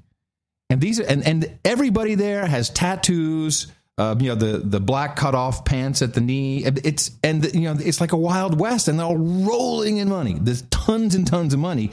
Now, of course, we have legislation on the horizon, and the AVA had a booth, and I hung out there for that's the American Vape Association, because the 2009 Tobacco Control Act is about to be re-examined, and what this would do is it would require an SE, a substantial equivalence application, for every single vape liquid introduced to the market after 2007, which is pretty much all of them. And, for one flavor, one nicotine strength, every single new product line, the SE applications cost between $2 and $10 million to move through the FDA. So what you also saw... That would put a crimp in things. It would put a big crimp in things. And what a lot of people are doing is no longer putting the nicotine in, which doesn't seem to be a requirement for most of the users. The nicotine is not such a big deal. This is my observation. So there is a House resolution, a bill, HR 2058, which would stop the FDA from banning e-cigarettes and vapor products. And you can go to the American Vape Association to find out more. But what was interesting about that is everyone just is flush with cash. And the Chinese were there as well. The Chinese ramping up as quickly as possible with their liquids. Now, just on that, on the Tobacco Control Act and that resolution, the tobacco companies, they actually want vaporizers to be in the marketplace. What they want, on top of that, is that no one else can get into the game. That's why the SE fee of $2 to $10 million. So all these little guys would be pushed out. That's the way free market capitalism works. That's how it works, exactly. Use government. That's right. To screw free market capitalism. Exactly. So Dexter had a buddy of his along. This guy, by the way, was an amazing guy. He's a chemist, and he has a different business, although he and Dexter have been friends. But this guy knows everything. He worked for Diageo and Johnson & Johnson, and his main line of work was research in smell and taste, which is, of course, huge in these companies. But now he is selling ISO 9001 and FDA compliance in anticipation of new laws coming onto the books. So he would walk over to the Chinese guys and say, well, you're going to get screwed. And they would sign a contract with him right there for huge amounts of money for him to certify them in ISO 9001 practices. People are buying up old pharma facilities. They're doing anything they can to at least be as compliant as possible. It's insane the amount of money that is being spent. This guy, though, he's famous. And I learned something. He had a very funny story about his dad is a very famous fisherman in the UK, and he went into the family business for a while. And if you go to YouTube and you look for largest alligator gar ever caught, and I didn't know what an alligator gar was. It's a fish, isn't it? Yeah, it's the fish with the head of an alligator. Yeah, horrible looking thing. At 203 pounds. These things are crazy. This is really an outrageous fish. I'd never seen this before, John. Yeah, they're horrible. The alligator gar. Ugh. So, of course, I picked up a few products. I got a whole bunch of juice that I'm testing out. I got a big Vapor Shark, which is, that's the Rolls Royce of the mods. Okay. But you were selling mods there. They were made. Yes. Well, Vapor Shark is, those guys. Well, no, mod doesn't mean that you modify it yourself necessarily. It's just a term for anything that's no longer an e-cigarette or a vape pen. So the mods are the big batteries, lithium-ion batteries. This thing is crazy. You can turn it up to 200 watts, which will probably burn out your element. But now, what was cool is the entire... Now, you know what a trade show is like, right? You're walking around, you got that carpet, you're really tired after a day of walking the floor, particularly if you're a vendor. There were some guys... How many vendors do you think there were on the floor? Easily 100. Okay. And were there lectures and stuff going on the side? Well, the not lectures, but smoke blowing competition. That was trick smoke rings. Was there a bunch of rooms with people giving? No, there may have been, but I didn't. Okay, not that I noticed. Okay, but someone, and was probably the Chinese, because these are Chinese things, brought in a huge shipment of unbranded smart scooters.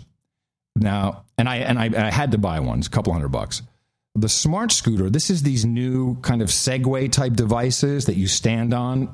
Yeah, and you go zooming around. Yeah. It's very much like a Segway. And so it doesn't have anything you can hold on. Right. But it's really, you really don't need it. It's a fantastic device. You can do it. You can run out without falling on your butt. Yep. Yeah. I got it within 5 minutes. I was all over the place. Okay. Oh God. Really. We need a video of this. Okay. We need a video of you, the tall 6'4" guy, 51 years old, on one of those little things. Not a problem. And going around, zooming down the street and turning around and coming back the other way. And what I like so much, though, is I'll put it in the newsletter. This is so the Chinese, man. They're just flooding the market with this. And as I said, these were unbranded, so they were very cheap. But the manual that comes with this is Chinglish.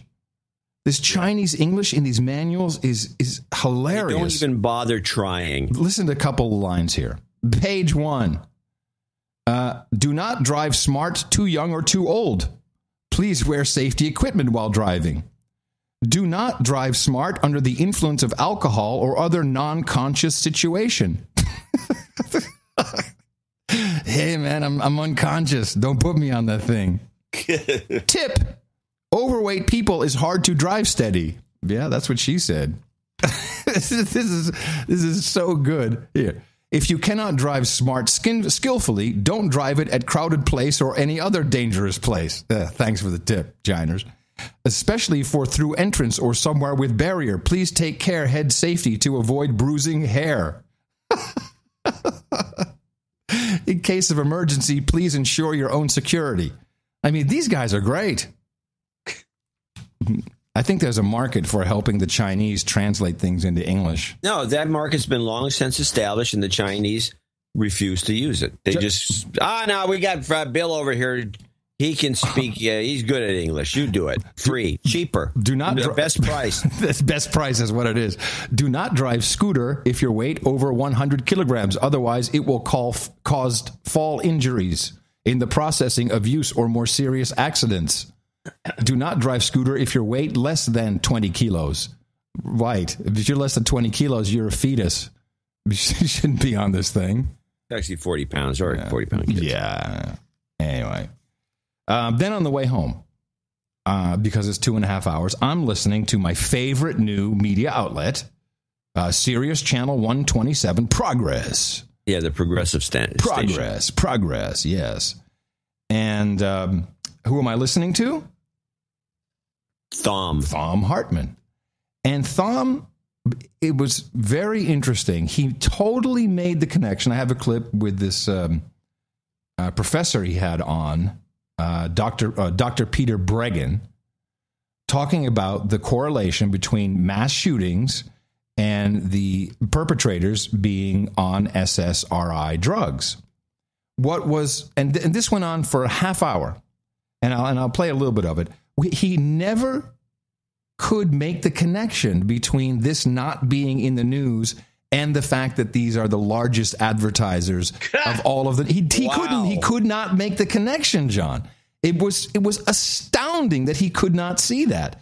Now maybe he hoping to get drug companies to sponsor his shows? Maybe, because the only sponsors I heard were like, Buy Gold and other things. Yeah, rinky-dink sponsors. So let's listen to a little bit, because I thought it was well worth listening to. And this is something you can send to your friends who are all on board with let's get rid of the guns, instead of looking at this very important aspect of the situation. So my understanding of the mechanism of action here, and the reason why it seems that so many of these shooters have been on SSRI drugs, selective serotonin reuptake inhibitor drugs, as opposed to other kinds of anti-anxiety drugs like the benzodiazepines, for example, the old Valium drugs, is that by inhibiting the reuptake of serotonin, what SSRI drugs do is they increase, the theory is they increase brain levels of this neurotransmitter serotonin, but the body senses the fact that the serotonin levels are too high, and so it starts growing new, whatever the cells are that uptake, that dissolve out the serotonin to maintain normal levels. And, because the body's always trying to achieve homeostasis. And that's A, the mechanism of addiction, and B, the mechanism or part of the mechanism by which the high levels of serotonin, that people's affect, that their emotions are flattened. Do I have that right? Yeah, you got it basically right. About as good a summary as I've heard on the air. There are three different mechanisms, I won't get into them, which fight the effect of SSRIs and actually drive down the stimulating effect that the drug is having on the serotonin, producing a very unstable, unpredictable state. And that results in a lot of different emotions that lead to violence. Sometimes, really quite often, the people become flat, as you mentioned, and they lose their empathy, their caring. But at the same time, there's something about these drugs that agitates people in a terrible way and often makes them feel very, very violent and very disturbed. And then finally, among the various clinical syndromes this produces, it actually can cause psychosis of a manic kind with violence. I'm sorry. Looking at Columbine, looking at Aurora, those young men were in manic-like psychoses caused by the drugs. We have about a minute and a half left here, sir. We are. I mean, why get to the bottom of it? Everybody's pointing out the fact that we are 5% of the world's population, and we have 50% of the guns in civilians' hands on the entire planet Earth. There you go. Entire planet Earth. It doesn't matter. He's making a point. Is it possible that being 5% of the population, we also prescribe more than 50% of the world's SSRI drugs? Does anybody know? Yeah, we are the dumping ground. We are the source of funding for the whole pharmaceutical industry. We get more of the drugs and we pay more for the drugs. And I think as a third factor, we probably watch a lot more violent video games than the rest of the world. Now, this is typically, there's been, as far as I know, the studies have shown no correlation between real world violence and video game violence. However, none whatsoever. However, SSRI-induced players and video games, I don't know if that's ever been researched. And this guy makes a claim which could be a possibility. We're the biggest consumer of everything.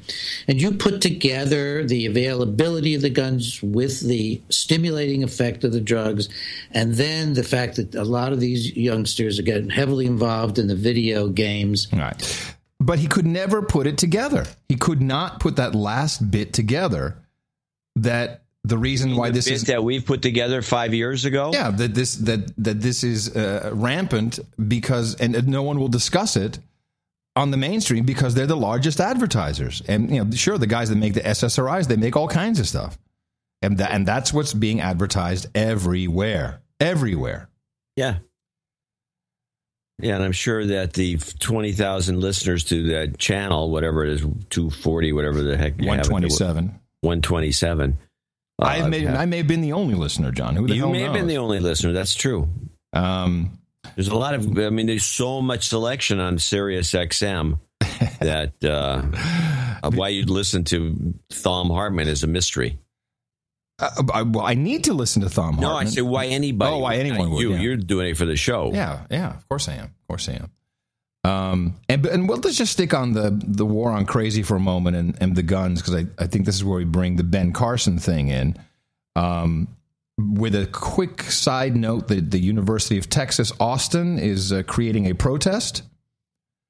As you probably are aware, the governor, I think he has signed into law that the UT campus will no longer be a gun-free zone, which makes sense here in Texas.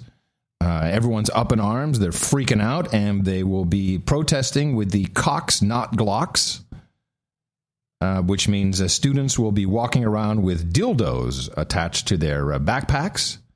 And there is a connection between that and guns somehow? Is that just a joke connection? Yeah, that's it. Cocks, not Glocks. That is the joke connection. Why are they promoting Glocks? How about Smith & Wesson? Yeah, well, maybe Glock themselves did it. I don't know. Yeah. That is what what they're going to come up with. Very funny. At least it's humorous. Yeah, kind of humorous. So Ben Carson got screwed over this. Yeah, I have Ben Carson. He got screwed. This is a true media deconstruction. You want to play the longest clip I have, which is the best clip I have to say. This is there's a bunch of things that took place. There's a number of events. There's Carson's commentary, which was highlighted by Brolf. And it came from Brolf. That is covered. Then there was something that... I'm sorry, John. I think we should start with that because the thing... Well, that's what this... I'm just going to... Okay, gotcha. The clip I have starts with that. All right, gotcha. Now, but the reason I want this clip is because this will take everyone up to speed because this is the comprehensive report ABC covers. It has 3 of the topics that all the networks were playing, but none of them put it together into one package like ABC did. And this is a long clip. Well, That's okay. But I was stunned because everybody did this. Everybody went after Carson. All the networks. Let me just say, they went after Ben Carson and said, Ben Carson said if the Jews had guns, Hitler wouldn't have killed them all. That was what the abbreviated version was. And it became a huge to-do, and it brought in other stories. ABC put it all together in one package beautifully. Round of controversial comments made by Ben Carson after what he said when asked about the Oregon school massacre and guns. Today, Dr. Ben Carson and his new statements, this time when asked about what he'd written before about the Holocaust, suggesting had Germany not had such tight gun restrictions, the Holocaust might have been avoided. There would have been more guns. ABC's Tom Llamas on the campaign trail. Tonight, Dr. Ben Carson taking his pro-gun stance to another level, writing in his book that the Holocaust would have been less likely if Jews were armed. But just clarify, if there had been no gun control laws in Europe at that time, would 6 million Jews have been slaughtered? I think the likelihood of Hitler being able to accomplish his goals would have been greatly diminished if the people had been armed. The Anti-Defamation League calling Carson's comments historically inaccurate. Carson outspoken against gun control since last week's massacre at an Oregon community college, writing on Facebook, I never saw a body with bullet holes that was more devastating than taking the right to arm ourselves away. Wow. And repeatedly insisting he would have rushed the shooter if put in a similar situation. I would not just stand there and let him shoot me. I would say, hey guys, everybody attack him. He may shoot me, but he can't get us all. But now Carson revealing what he did when he was once confronted by a gunman in a fast food restaurant. He did not rush the shooter. The guy comes in, puts the gun in my ribs, and I just said, I believe that you want the guy behind the counter. Oh, so you just redirected him okay. Today, Carson asked about that on CNN. That sounds counter to what you're recommending right now. That's a completely different situation. This is somebody who comes into a joint to rob it, not somebody who's sequentially killing people. But you didn't know he was just going to rob the joint. I did know that. He potentially could have killed you. I did know that. But Carson in second place getting some support today from frontrunner Donald Trump. He made a statement essentially that if there were some maniac over there shooting people, he'd charge. Okay. They said, oh, that's terrible, that's disrespectful to the people that were killed. And I didn't see it that way.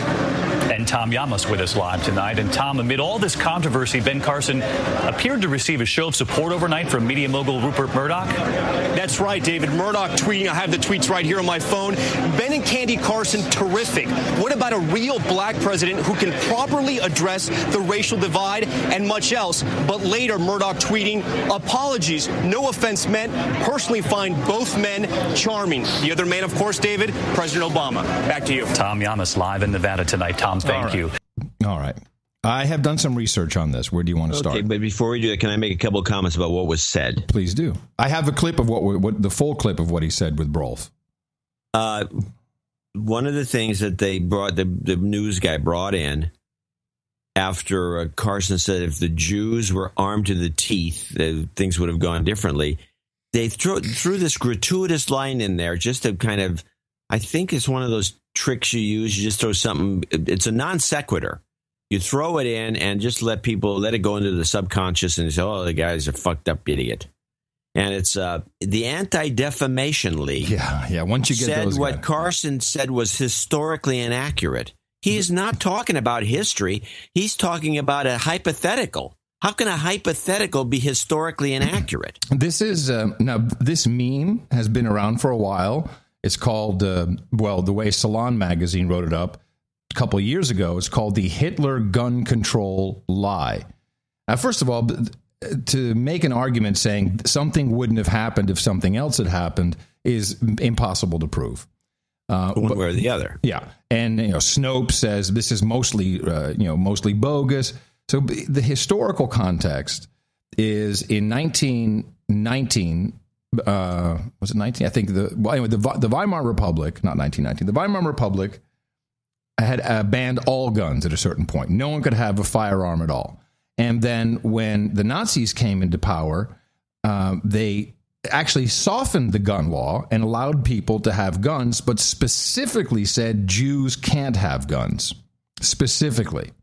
But the way the context of Carson's comment, which was, nicely obfuscated by that report you just played, is a little different. This is from his book, wherein he writes about guns, and he mentions several instances where totalitarian fascist governments disarmed the public before going after them and taking over. So here's a little bit more of the context, and you can hear how Brolf, of course, big friend of Israel, took this out of context and really created this meme. Disarmed by their government in the late 1930s, and by the mid-1940s, Hitler's regime had mercilessly slaughtered 6 million Jews and numerous others whom they considered inferior. Through a combination of removing guns and disseminating deceitful propaganda, the Nazis were able to carry out their evil intentions with relatively little resistance. That sounds a little different than, hey, the Jews should have had guns. So what is the point you're trying to make? If there had been guns, there might not have been a Holocaust? My point is, that was only one of the countries that I mentioned. There were a number of countries where tyranny reigned, and before it happened, they disarmed the people. That was the point. Noah Webster said, when he was talking about tyranny, that the people of America would never suffer tyranny because they are armed. So, but just clarify, if there had been no gun control laws in Europe at that time, would 6 million Jews have been slaughtered? I think the likelihood of Hitler being able to accomplish his goals would have been greatly diminished if the people had been armed. Because they had a powerful military machine, as you know, the Nazis. I understand that. They could have simply gone in, and they did go in and wipe out whole communities. But realize there was a reason that they took the guns first, right?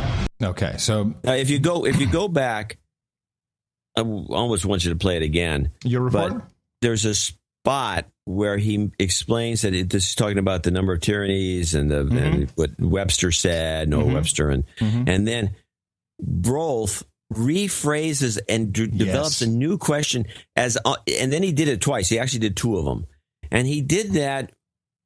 Normally, if you're interviewing a guy about something and you're being fair, after he explains why this was written and what it was about, it's about taking guns away from Americans. It's not about what happened to the Jews. Exactly. And so he would have said, okay, that explains what you were talking about, and then go on to the next topic. But instead, Brolf asked a very specific question to elicit a very specific response, and then did a variation of the exact same thing again to create a sound bite that could be used as a hit piece vehicle. Yep. So this was a complete setup, a big setup. One of the worst, and I never heard that whole thing because I don't watch it. That's the beauty of it. The whole piece is, when put in context, he didn't say what he's being accused of. And I heard from my Arkansas millennial contact, all of her Jewish friends hate Ben Carson now, which is what you want. You want the Jews hating the blacks hating the Jews. Thank you. Congratulations. Very well. I would say that, Carson's very naive about this. What he should have stopped and said, well, that's not right there. Well, that's not the point. And I don't know why. Here's the way I do it. That's not the point, and I really don't know why you're going in this direction. Are you implying something? If you are, tell me what it is. Then throw the questioner into the point of having to answer questions, even though a good questioner will say, well, I'm not here to be answering questions. I'm here to ask the questions. And then the whole thing falls apart. But no, Carson fell right into it. Fell for it. And he fell into both of them. But I did like...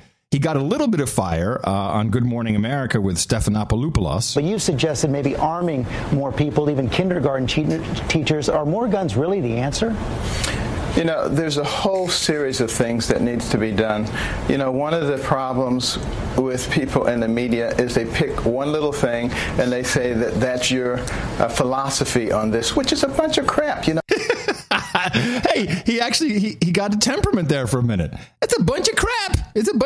Oh, media no good. Sorry, Ben, you lost out. That doesn't work. It doesn't work to blame the media. People don't understand one little thing, and they say that that's your philosophy on this, which is a bunch of crap. You know, we're sophisticated individuals, and you know it's going to be a multifactorial solution to this. We're going to have to study these people, see if there are any commonalities. Are there some early warning signs? We need to empower mental health professionals. And finally, how about this news about the House Speaker, Kevin McCarthy? You praised him for putting others before himself.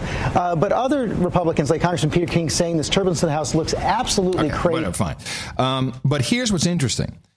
With Murdoch's tweet clearly saying, hey, Ben Carson, all right, the good guy. It's a little convoluted by the real black American president. You know, that I think that was taken the wrong way. I believe that Murdoch was happy about the gun and the Jews comment. Witness, prominent rabbi in the EU from Paris. Let me see. Where's he from? This is Rabbi Menachem Margolin. He has here. What am I reading from? This is Israeli national news, so I don't know how credible it is. Our Israeli producers will let me know. Rabbi Menachem Margolin wrote to the governments of all EU member states urging a change in the law to allow special gun permits for Jews at risk. They're agreeing with him. They're agreeing with him, and of course Murdoch's a Jew, and he's agreeing with Carson as well. That's the crazy part. Is Murdoch a Jew? Yeah, I think so. I think he's Episcopalian. I thought he was a Jew. I don't know. Well, you will. I'm going to find out. I thought he was. Because I'm reading the Murdoch biography, and it doesn't come up in the conversation. Well, I could be wrong. I'm not sure about that. Why? I don't know why I thought that. Well, I could give you some guesses why you'd think that. Okay. Because he owns media? Because he owns media. The Jews own all the media. Yeah. Wow. Except for the No Agenda show. Hold on a second. The show is now off the air. You're canceled. You can't say that on real. Religion, Christian. It says he has Jewish ancestors. Catholic. Okay. All right. Then I'm wrong. Here is Jew or not Jew, Rupert Murdoch. Let's see. He was an Episcopalian, but his wife was Catholic, and so he now is put down. According to some out there, Rupert's great-great-grandmother, Carolyn Jemima Shearson, was Jewish. Okay, well, that's quite a stretch. All right. But the rabbi... Not Jewish. The rabbi, definitely Jewish. Yes, I would hope so. Definitely Jewish. But yeah, Carson got totally boned. And... it was interesting. Totally boned. Yeah, it's exactly the best way to put it. Yeah, he got boned. And he fell right into it because he's not. I don't think the guy. I don't know. I'm not a big fan. I never was a big fan of his. I always thought he was Ben Carson talking dummy. Yeah. All right. He impresses the Republicans because he seems intellectual because he talks slow, and he's thoughtful, and he doesn't just blah blah blah blah blah. And he's not like Trump, that's for sure. Well, but I'm not impressed. So Trump, just moving that along, and I picked up the magazine a couple of days ago when I was at the HEB, our local supermarket here in Texas, and I was looking. It's Trump and his family. It's the At Home with the Trumps, the exclusive people interview.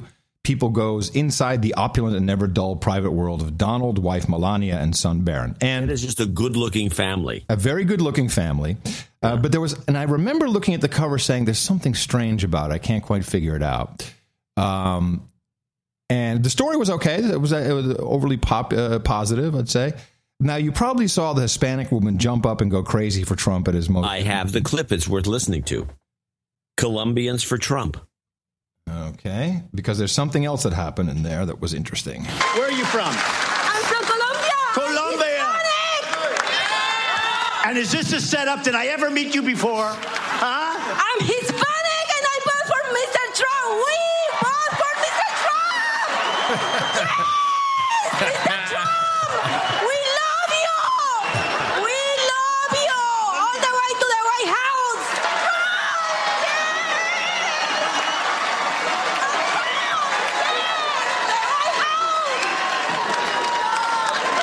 You're beautiful. Thank you, darling. Thank you, sweetheart. Thank you. Be careful.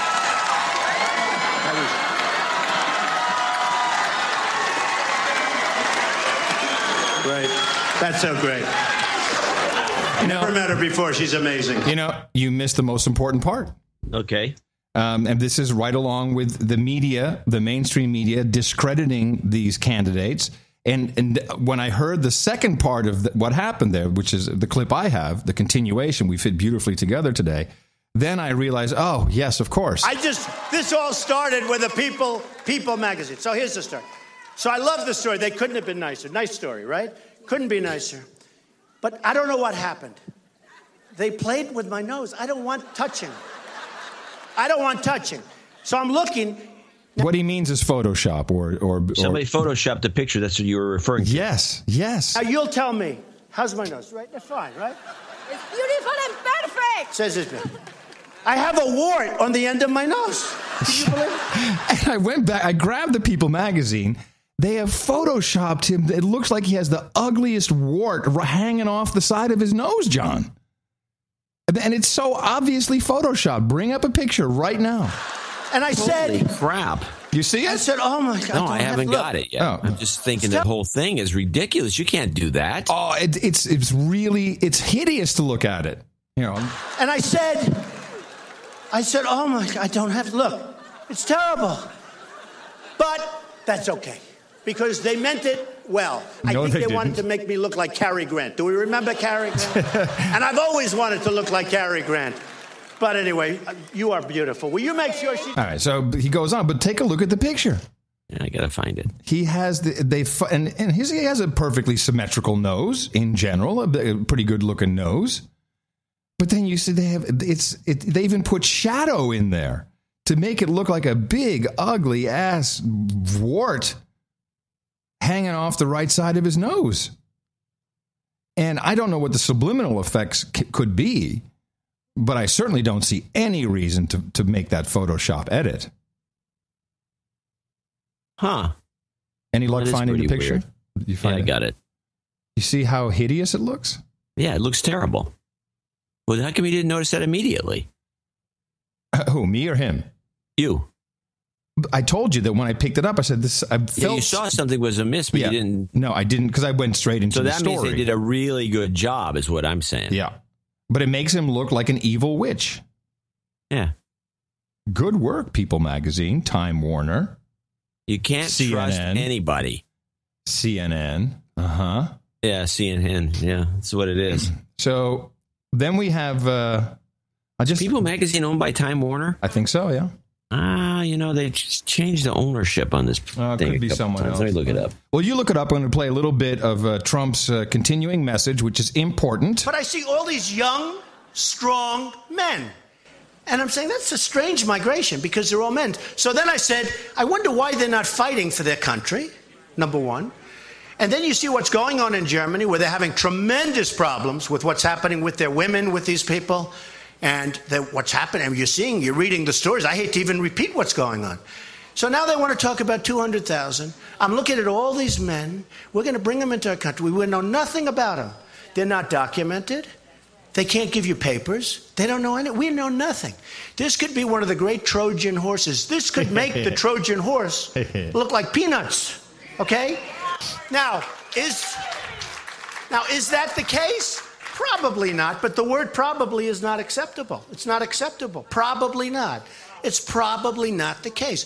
But you know what? Why are we taking chances? We're going to spend billions of dollars over a 10-year period. They say it costs billions.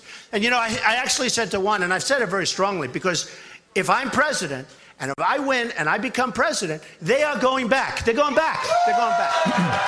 They're going back. This is Trump's continuing meme, specifically as it relates to Mexicans. He's also saying it here about the migrants, the asylum seekers, and possible ISIS terrorists. But Trump has started off the entire cycle with, we've got to send the Mexicans back. Undocumented, illegal, you got to go back. These guys are in gangs, they're killing people. It's a huge mess. And everyone's laughing and, oh, you horrible hater, you're a total piece of crap. How can you say that about Mexicans? Well, witness, we go back to our little panel here with Comey and Jed Johnson, and they completely 100% corroborate Donald Trump's message about illegal immigrants, in particular Mexicans. We talk about the threat from ISIS. It's spectacular. And we're talking about a couple of dozen folks that are here that are major concerns that are here. Last year, that's Senator Lankford, by the way. We had over 10,000 deaths by heroin on the streets of the United States. Hotel rooms, houses, on the streets, homes, people quietly dying from heroin and from narco terrorists moving into our borders and distributing this incredibly toxic substance across our nation. So whether it's heroin, whether it's cocaine, whether it's marijuana, whether it's methamphetamines, it's a very strategic move that's happening, and it's extremely aggressive and seems to be accelerating at a pace we haven't seen before. Now, remember, Donald Trump said the Mexicans are bringing gang violence, drugs, everything into our country. It has to stop. We have to go after them. He said, the first people I'm sending back are the gang members, and now listen to what is happening right now. In many areas of certain types. We seem to have new locations that these drugs are coming from as well. So can you help me understand the coordinated strategy, not only dealing with ISIS and those threats on American soil, but the threats that are coming in from narco terrorists around the world as well, both their distribution networks, the interdiction, and if we're dealing with new locations and new groups to bring it in. How are we coordinating that among the agencies to take that on? Senator, I can start from the enforcement perspective. Your description is completely accurate, and I actually worry that our country's not getting it the way you described it. I recently, the acting administrator of the DEA, who is a great leader, sent over his team to brief me on their current view of the threat, and it is breathtaking. Right? Cocaine use has gone down since 2006. That's good news. All the rest is not just bad news, it's awful. Right.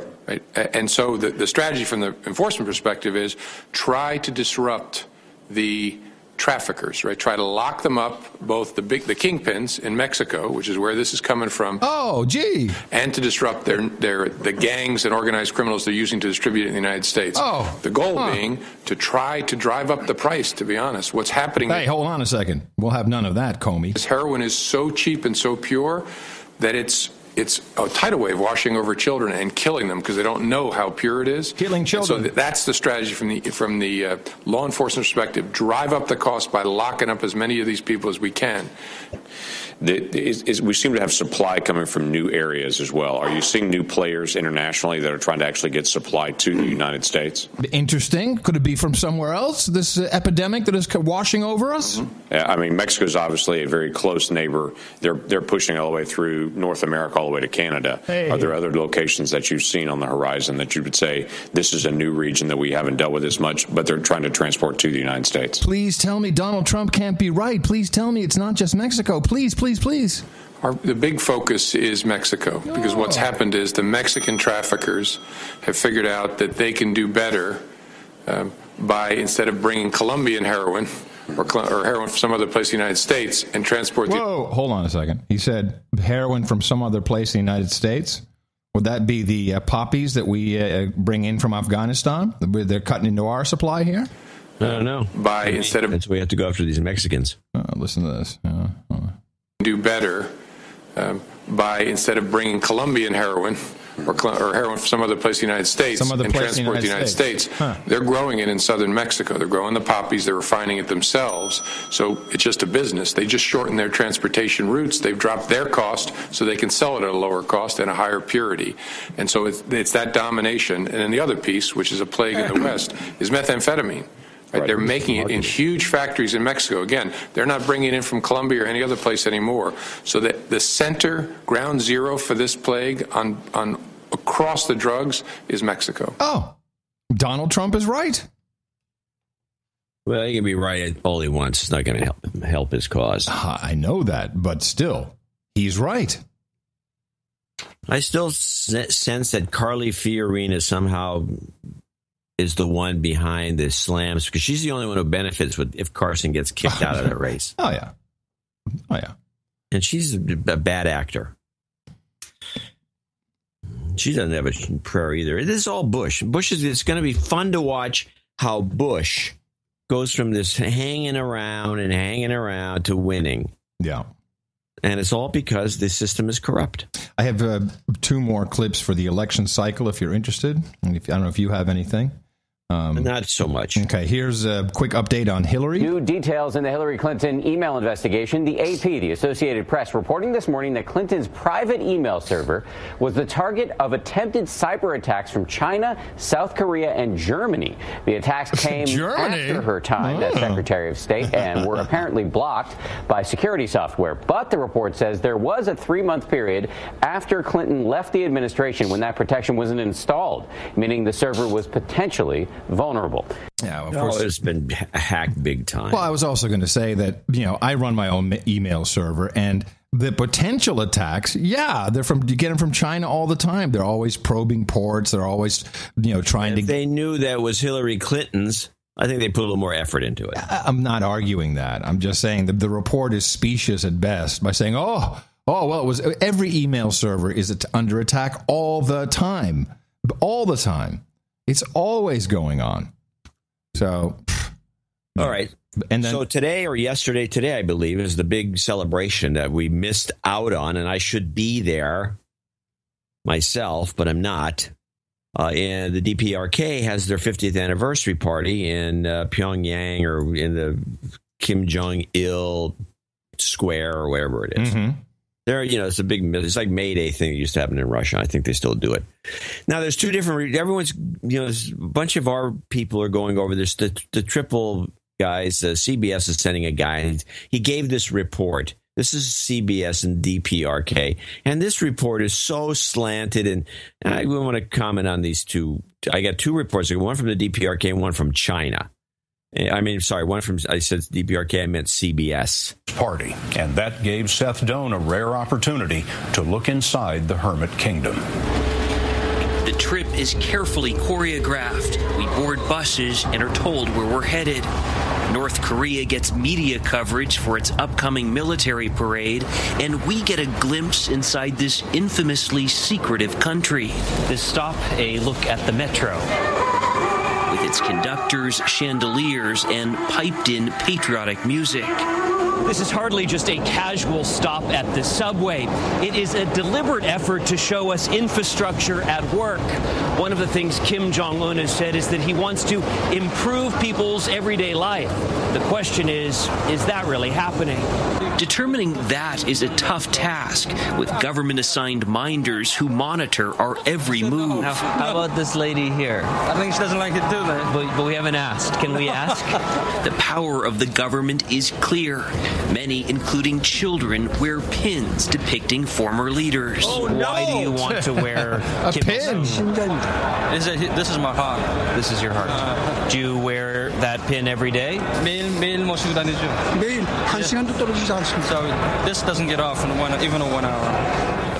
They have loosened some restrictions compared with our last trip about 2 years ago. For instance, now we're able to take video from the bus. However, when the bus driver made a wrong turn through a rather run-down residential neighborhood, there was a scramble, Scott, to get us out of there. A scramble. Seth Doane in North Korea. Thanks. A scramble. Because there's no such thing as a run-down neighborhood in St. Louis or Cleveland or Chicago.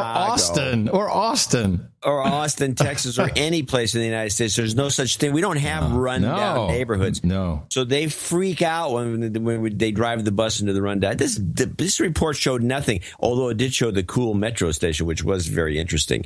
So we switch over to a longer report, and I hate to make it play the whole thing, but this is a concise report from the Chinese outfit, and they make a very interesting point, which is more or less a pat on the back to the No Agenda show by the time this is done. Vice President Liu Yuanchao has attended the celebration activities held by the DPRK's embassy in Beijing.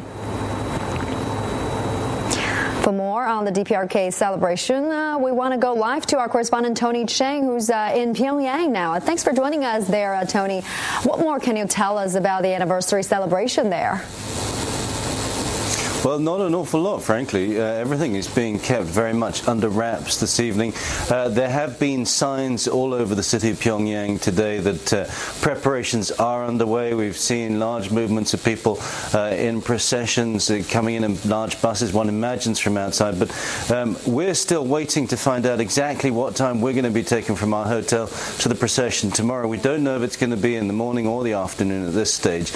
We think that's because of the weather. There's a very large thunderstorm which struck Pyongyang this evening. We're expecting more rain tonight and tomorrow morning, so the authorities may well be pushing it back slightly because of the weather. But as with many things here in the DPRK, things are generally kept under wraps. We are expecting, however, as you mentioned, a very large parade, mainly focused on a military parade. Again, we're going to be seeing the goose-stepping soldiers going through the center, Kim Jong-il Square, through the center of Pyongyang, followed by tanks, artillery, and possibly most interestingly, those large missile carriers that we've seen in the past. Right. And what's the mood there, Tony? What about international perception of the event? Everyone's happy. I think everyone's very keen, obviously, that this goes very smoothly. Obviously, the DPRK is very famous for putting on these sorts of events, incredibly well coordinated, incredibly well planned. There's a certain level of excitement too.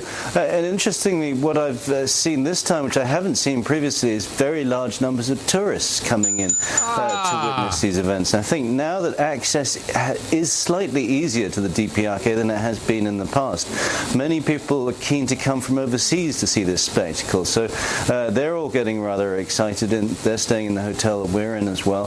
But I think, everyone, again, very keen that this goes smoothly. It will have been coordinated and highly orchestrated. So one would imagine there'll be very little left to chance. Yes. That was the thesis that you brought in a long, long time ago, that North Korea wants to be a tourist destination.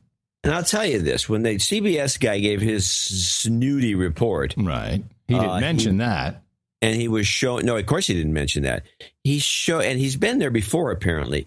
And when he was showing the street scenes and the subway, in particular, and people coming in and out, the people were dressed a lot more casually in Western, the kind of clothes they wear in China, which is Western clothes, very casual clothes, not uniforms.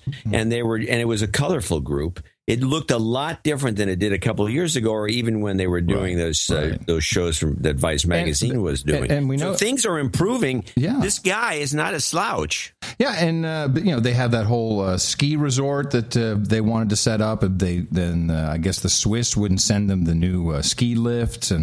But this boils down to one thing, John. It's very obvious what has to happen. Yes. I love Rondley. I love Rondley. It has to go to Korea. Yes. We need an I Love Laundry tour in Korea. We got to get over there. Yeah, with the Airstream. Yeah, I love Rondley. Get the Airstream over there. That would break the show, especially the kind of results we got today. I'm going to show my support by donating to No Agenda. Imagine all the people who could do that. Oh, yeah, that'd be fab. Yeah, on No Agenda in the morning. We do have a few people to thank, starting with Robert Smiley in Holland, Pennsylvania, $189.66. He has this takes him to knighthood, and I'm going to read his note. He wants to be knighted as Sir Robert of Sous Vide. Sous vide, yes. Yeah, he wants me to. So I think we've talked about this on the show before. This is that slow cooking methodology, which I think is unsafe. With warm water. Yes, you cook with warm water. And he believes because he's a knight, he should be de-douched, and I think we should de-douche him. Happy to do that. You've been de-douched. And looking forward to the ceremony for you, my friend. You've got karma. Wonderful, thank you. He comes in after Anna Beers in The Hague, 1, 2, 3, 4, 5, and I want to read her note, 40th birthday donation for the love of my life, who hit me in the mouth, Sir Chevalier Jean of The Hague. Will you please never, ever marry me? Huh. I love you. I can say, this may be a good strategy. Marriage seems to mess a lot of things up. And yeah, in many cases. And she wants a de-douching too, so we'll do that for her. Absolutely. You've been de-douched. And onward. Sir Craig Cavell in Auburn, Pennsylvania, $123.33. Jeffrey Young in Upton, Massachusetts, and $100.70. Andy Clements in Trim, Ireland, $100. Says 73s. 73s. Was it EL3KF? I think it would be Echo India 3 Kilo Foxtrot. Jordan DeMoss and I'm sorry, Sir Brian Green of Hams, who's also a Ham 73. 73s from Kilo Fox 5, Sugar Lima November. Ditto. You're going to jail. Jordan DeMoss in Pearl City, Hawaii, 6969. He has a douchebag call out. Douchebag call out. And what do we have? A few weeks ago, I called out Jason David as a douchebag for not donating. I've since learned that his pregnant wife has also been listening. I'd like to call his wife and unborn child as douchebags. Oh, God. That's rough, man. That's rough. Call out for ever. A fetus, really. No, man. Yeah, poor kid. Oh, damn. Jonathan Diggle in Winnipeg, Manitoba, 6969. Gabe Shabazian in San Francisco, California, 66. Kevin Dills, Charlotte, North Carolina, 6432.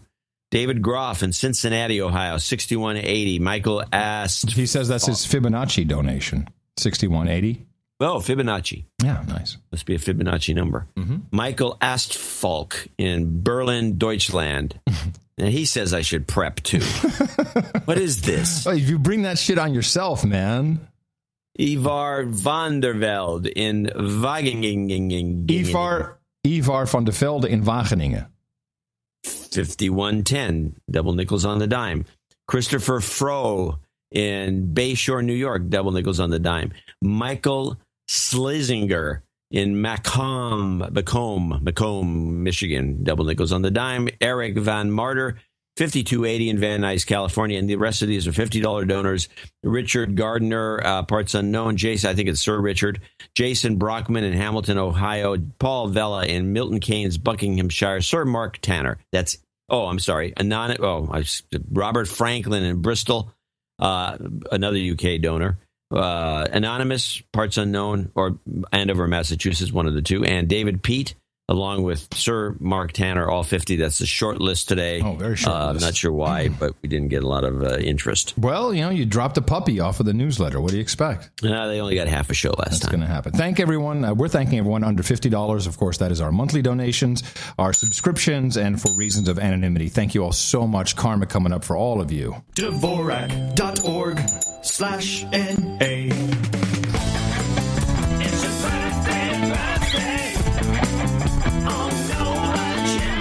Today we congratulate brand new Duke Thomas Nussbaum, celebrating on the 13th. Anna Beers says happy birthday to Sir Chevalier Jean of The Hague, never ever marry me. And John Diggle says happy birthday to Ryan Newdorf, who turns 35 today, October 11th. Happy birthday from all your buddies here at the best podcast in the universe. It's your birthday, yeah. Okay, so as we already discussed, Sir Nussbaum becomes a Duke today. Happy to welcome him in. But our other brand new Duke, Sir Gene, says, we have enough Dukes now. We should probably do a Duke meetup in Vegas. We could do a Duke meetup somewhere. We have to look where everyone is and figure out what the central location would be. Vegas is always central. It's easy. All roads lead to Vegas. That is true. And we could all go see Britney Spears together. Wouldn't that be nice? Hand me your blade, sir. Here. Yeah, got it. Okay. Robert Smiley, come on up.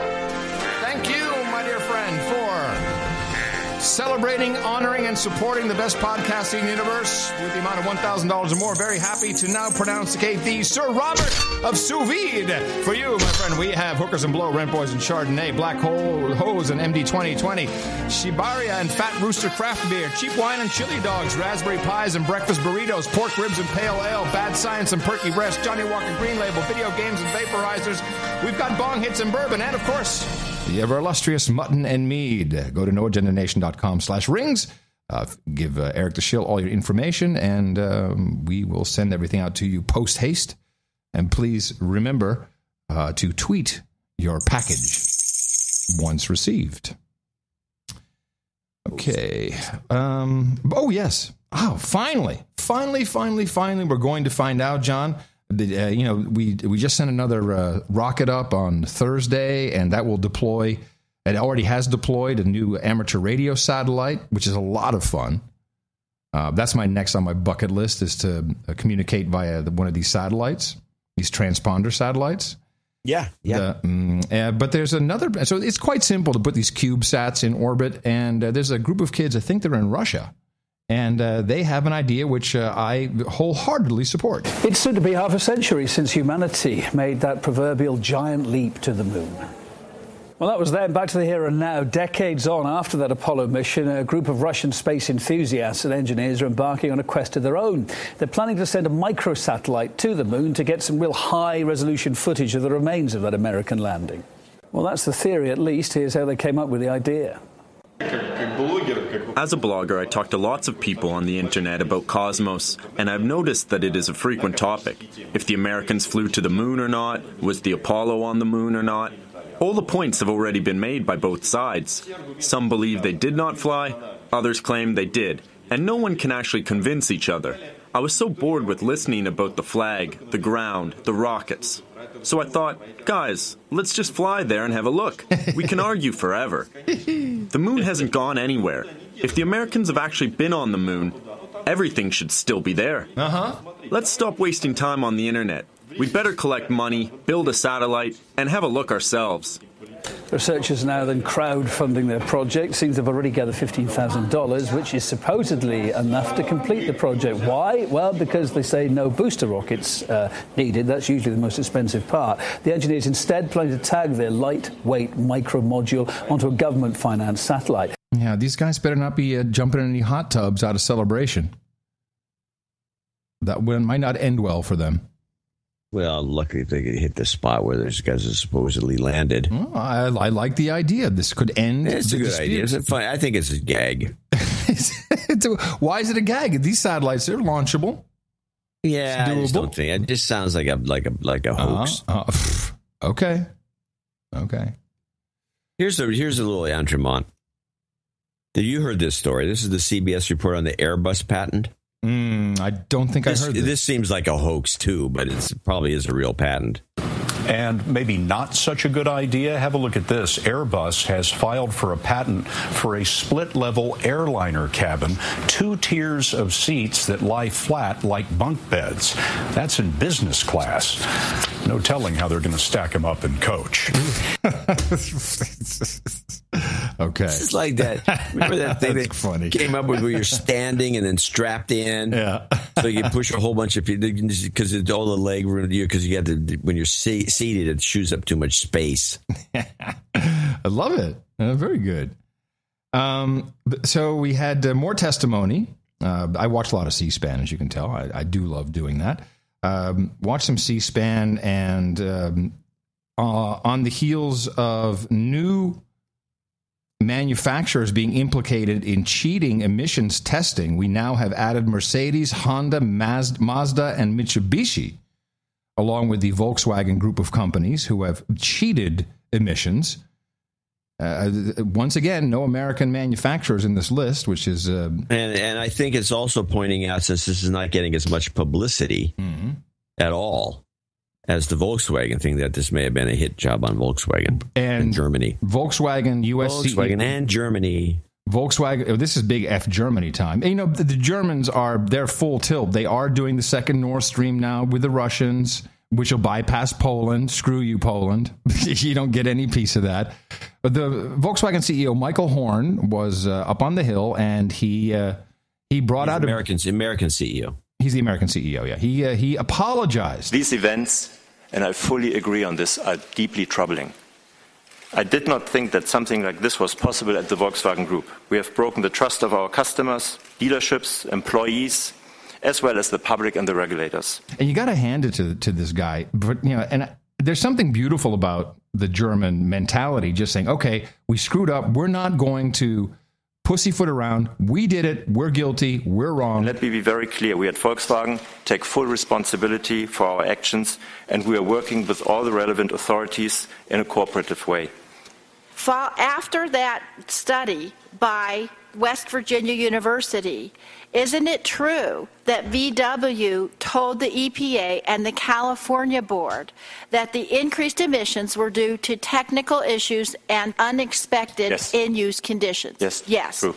And those representations at that time were in fact incorrect and false, weren't they, sir? Yes. Yes, they were.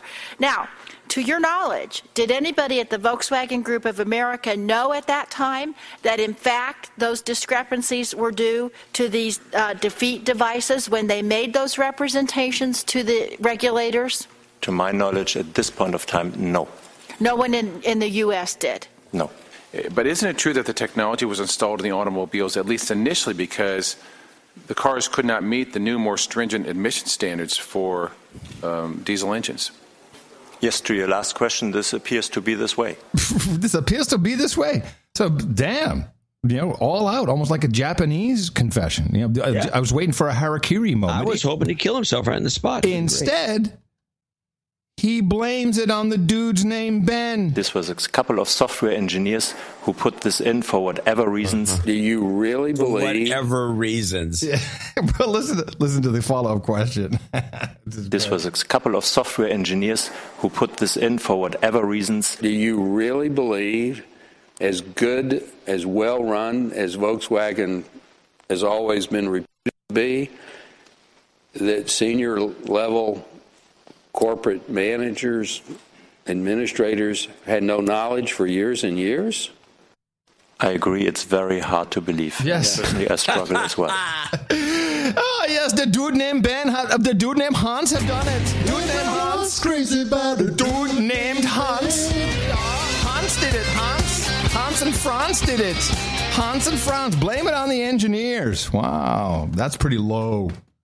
That's pretty low, man. I think Hans and... Why not? Blame it on them. You know, they don't... Hans and Franz did it. They can always get work. Yes. Oh, here's another thing that's important for us. Yes. The FAA, and I follow this closely, of course, is late. They are now a couple months late in delivering their ruling on drones and how they can be used in airspace in the United States. And you have two categories. Well, there's three categories of drones, but you have the under 55 pounds, over 55 pounds, and then I submit that there is the war machinery drones that are just aircraft, you know, just large-scale aircraft. And they have yet to deliver a ruling. And meanwhile, as a pilot, I am all for some form of regulation, but probably certification.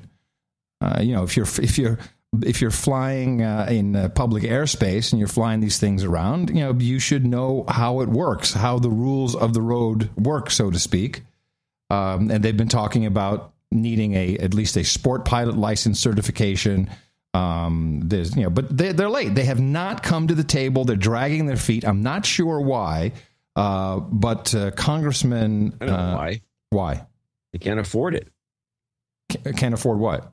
What they're going to have to do, which is licensing. That's an expensive proposition. No, but why is the FAA dragging their heels on coming up with this regulation? because they know it's going to cost them. It's going to ruin their budget. It's the only thing. It's not going to ruin their budget. No, they'll just get more budget. Somebody's budget. No, I don't know why they're dragging their heels, but Representative Micah, he's almost wishing. In fact, you just listen to what he does here in this questioning. I missed this part. Hold on a second. Here we go. And the rule came out in February. So you've had February, March, April, May, June, July, August, September. We're just into October. So you've had 8 months to finalize that rule. And now you're saying that, and the rule, does the real rule just deal with the small aircraft? Small UAS under 55 pounds. Under 55 pounds. Because I think we allowed a differentiation between small and large. And you, at least the testimony I've heard is sometime in 2016. Can you be more specific with sometime? So the comment period was open until April of this year. We've had over 4,500 comments. But the sometime in 2016. And we're adjudicating those comments, and our internal objective is to get the rule out of FAA by the end of this year. Then it will go through the review process at DOT and OMB. Last time you and I discussed this. February, March, April? Yeah, last time you and I discussed the point, we agreed on the date of June 17th, and I think that's still a solid date, and we should be able to beat that. So not till next June? It should be in the first half of next year. And what about large? So the development of large UAS integration is going to depend in large part on commercial demand and also in large part on technology.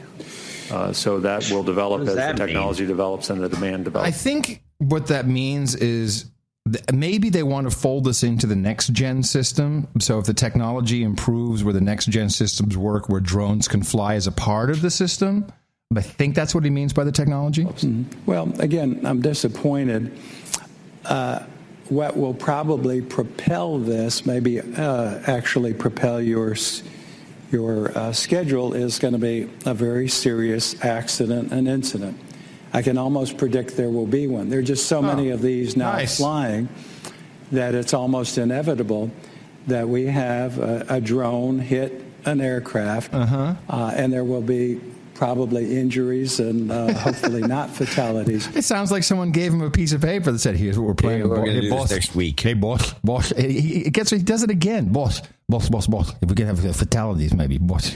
And these drones are up to 55 pounds. I remember going to a testing center when they would throw like a 40-pound frozen bird or something into aircraft engine, and I saw what that did. These can do as much damage, and I don't need another test to show what would happen, but it probably will happen. Maybe that will speed things up.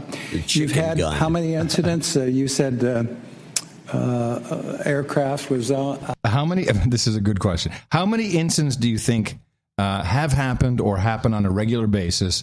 And of course, they don't really define incidents, but incidents that involve aircraft sighting drones and at least calling out an emergency situation because of them. How many do you think? You're asking me? Yeah, I'm asking you. Yes, I'm asking you. 100. 100 per what? So far. So far. Okay. With drones that were somewhat serious, is it 200, 400? Captain Carroll, do you know? Do you want to revise your answer yet, John? Are you still 100 total? Okay. So we don't keep the 100 total. The rest are bullcrap. Records at the airline. FAA, do you know? FAA would have to know. They can't lie under oath. How many have you had reported? We're at a rate of about 100 a month of pilot reports. 100 a month. 100 a month. You didn't say a month. You said all the time. I said a month. I said 100 a month. Oh, you liar. You did not say 100 a month, but okay. 1,200 a year. And so far you've cited about 20, there's been about 20 enforcement actions. Did I hear that? That involve civil penalties, yes. That seems very low. Nice. 100 a month. 100 total a month. A month. You thought that in your head. Okay, a month. Fine. Yes, I did. Yeah. It counts. 100 a month. I'm against. I am against. It's 100 a month. It's like, oh, look, there's a drone over there. No. That's aircraft calling in a situation to air traffic control. That's what the 100 a month. Stop this! This sounds like a disaster waiting to happen. It is, John. I'm against the drones. And everyone's all horny about drones, but screw it. You should have some kind of certification.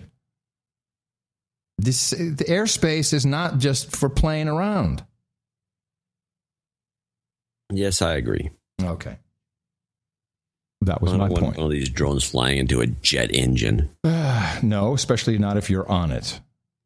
Especially. Little update on the Clock Kid. I didn't know there was an update on the Clock Kid. You're right. There's not an update on the Clock Kid. There's an update on the Clock Kid's father. Oh, okay. While 14-year-old Ahmed Mohammed is still on his world tour, gaining recognition for his alleged scientific and engineering capabilities. World tour. World tour. After he was arrested. Selling T-shirts. Yeah, NASA T-shirts. And suspended for bringing what some believe was a hoax bomb to school. We've learned Ahmed's father, Sudanese political activist El Hassan Mohammed, has two different Facebook pages. One is a personal page where he appears pro-America. Oh. When he was asked about ISIS threatening to kill police officers, he responded, quote, "Killing is not right and is prohibited in Islam. As Allah mentioned in the Quran, if you kill one person without rightness, it is as you are killing all mankind." But there's also an Arabic Facebook page for the National Reform Party, a political party started by El Hassan Mohammed, bearing a similar profile picture and address. Only this webpage is much more active and the tone is very different, including a 14-minute conspiracy theory clip on the 9/11 terrorist attacks and a post that shows the smoking World Trade Towers, describing it as a U.S.-sponsored hoax to launch a world war against Islam and Muslims. We should note El Hassan Mohammed has repeatedly run for president of Sudan, despite living near Dallas. As for finding out more information about the clock that Ahmed says he built and how some believe he was targeted for his race and religion, the Irving School District says it has information that would shed new light on why he did it, but they can't release it because he's a minor and his family would have to sign off on it. The problem is the district sent the release form to the wrong lawyer. Oi. Yeah. There you go. So there's more to the story that we will not hear, unfortunately. Yes, of course not. Why would we bother? So I got a little Chinese news. The Chinese, besides digging a hole through Thailand so they can avoid the straits over there. Chinese Foreign Minister Wang Yi has met his Thai counterpart Don Pramudwinai in Beijing. They say they agreed to accelerate a joint railway project. Take a listen. The China-Thailand Railway is the middle route of the Trans-Asian Railway network. Laying the foundation and launching the China-Thailand Railway signal a breakthrough for the Trans-Asian Railway network that has been contemplated for years. It will not only benefit the long-term development of Thailand, but also enable Thailand to perform better as a transport hub in the region's interconnectivity. Pramudwinai said Thailand attaches great importance to rail cooperation with China and is ready to make joint efforts to promote an early start of the construction. He also voiced support for China's Belt and Road Initiative and agreed to promote bilateral cooperation within the framework in the spirit of openness and transparency. Mm-hmm. Yeah, those Chiners, they're doing it. Everyone's going with this transparency meme. Yeah, gee. It's out of control. Hey, have you seen the advertisements that are running pretty heavily now for the Amazon Echo Box, the Alexa?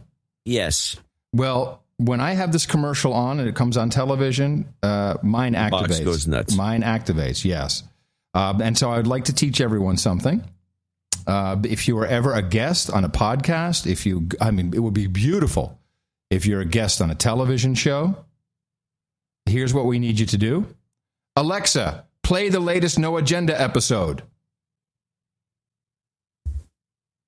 Now, she couldn't hear me because I'm in the studio.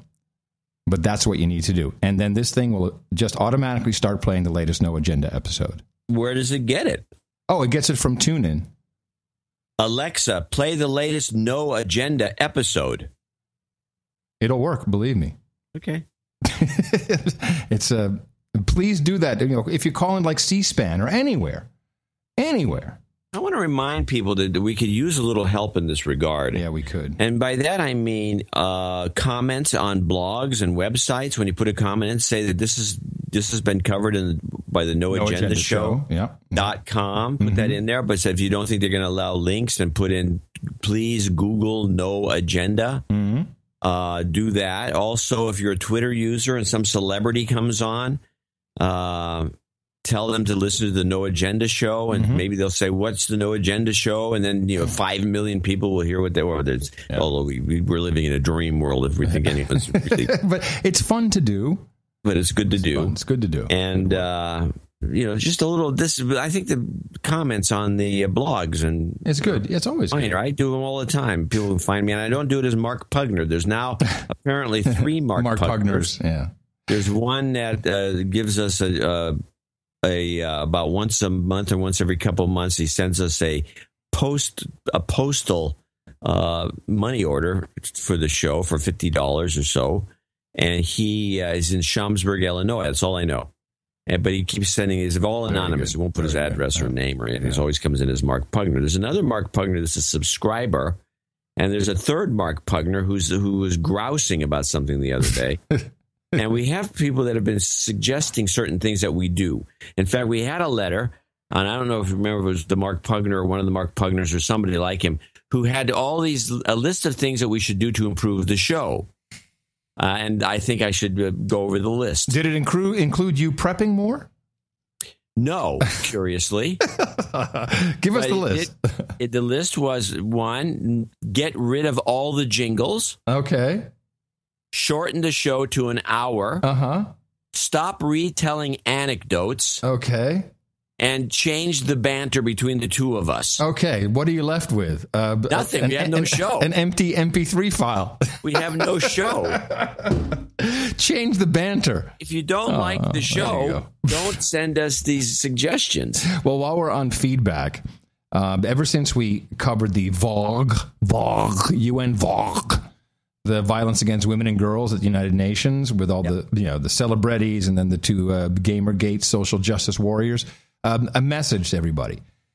Yes, you are right. This is all about social justice, about cultural Marxism, about how things are, about bullying and hate speech. You're absolutely right. Please refrain from sending me emails of undeterminate length pointing this out. There's something so frooey with this Gamergate thing, John, where we kind of ignored it in the beginning because people would send us these emails that's like War and Peace, the War and Peace report. And now they're doing the same thing and here's the UN doing this, and this is because of it. Here's the UN. We know. It's nothing new. You don't have to point it out. This is what the United Nations does. So please, I get it. I'm just filing him away for historical record. But yes, we know. This has been a long time coming. I got a Gamergate thing is something we didn't cover for a good reason. Yeah. I got a positive clip here, or at least positive slant from me, from Megyn Kelly. Oh. Yes, Megyn Kelly. You're watching Fox again. No. No, she was on Charlie Rose. Oh. And you'll recall when... Did they talk about her sexuality? Tell me about the sexuality. It's in your DNA. That was the first question. You are correct. No, she was saying something that I totally agree with. It's on board with the social justice warrior bull crap. But also, you'll recall that I defended Sarah Palin for a long time. But I could not believe how seemingly intelligent women were just making her out to be a slut whore bitch. Yep. Completely the antithesis to what feminism is supposed to be about. And Megyn Kelly discussed this on Charlie Rose, and I thought it was worth listening to. I mean, I see somebody like Gloria Steinem, who you're only a feminist in her world if you believe everything she believes. If you're in any way against abortion on demand all the way through the 3rd trimester, you're not a feminist. If you don't stand for all of her principles, look at what she did and what many on the far left did in the feminist cause to somebody like Sarah Palin. But she's running for president. Yes. And where were they when they were asking Sarah Palin whether she could be both? She was running for vice president, where she could be both vice president and a mother to her children. No one asked that of Barack Obama. That was a sexist question. If that had ever been asked of Hillary when she was younger and raising Chelsea, now would have been up in arms about that. Steinem and the other would have been marching on Washington to say this has got to stop. Crickets when it happened to a conservative woman, because and some actually came out and said she's less of a woman than some men I know. I mean, they try to take your womanhood away from you if you don't walk in lockstep with their beliefs. That's what I mean by the feminism that I reject. And I think those feminists would be well served to be a little more open-minded when it comes to left and right in this country, so they could get more women into the fold. Now, this is an important tool for those of you who have Obama-bot listeners and crazy left-wing Republicans and right-wing or nut jobs, baby kill, don't want to just gun kill everything. Go to noagendaplayer.com, find this segment. You can send that link to your friends. Everyone has empathy at the moment for Megyn Kelly because of the Donald Trump fracas, a trumped-up fracas, to coin a phrase. And play that for them. Play that for them. No one's going to do that. I love your positivity. It's just dynamite. Might as well play the the phony baloney piece that was done on one of the 3x3s on Roseburg. And this is Obama in Roseburg. And there's a little thing in there. I have an ISO of it. Later, it was something Obama said, which didn't make any sense if you listen to him carefully. This is the appearance that it was the editor or the publisher of the local newspaper said, we don't want the president here, and we're going to have the West, what was it, the West Baptist, what are they called? Yeah, the West Baptist, whatever they are, those guys. They never showed up that I know of. Selling their signs. Yeah. The protesters gathered at the Roseburg airport carried both signs and guns, a potential nightmare for the Secret Service. Alan Montgomery made no attempt to hide his holsters. Is part of your statement here the fact that, as I see it, you've got a couple of guns on you? Well, that's not necessarily a statement more than... I saw this piece, and the guy who's asking that, he's such a dick. Yeah. Like, well, you got a couple of guns on you? Is that what you're trying to show? Secret Service. Alan Montgomery made no attempt to hide his holsters. Is part of your statement here the fact that, as I see it, you've got a couple of guns on you? Well, that's not necessarily a statement more than it is just my right. As the president's helicopter arrived, many showed their distaste for his call for more gun control. The White House has indicated the president is considering an executive order that would require more gun retailers to conduct background checks. In spite of the killings here, that remains an unpopular position in this part of Oregon.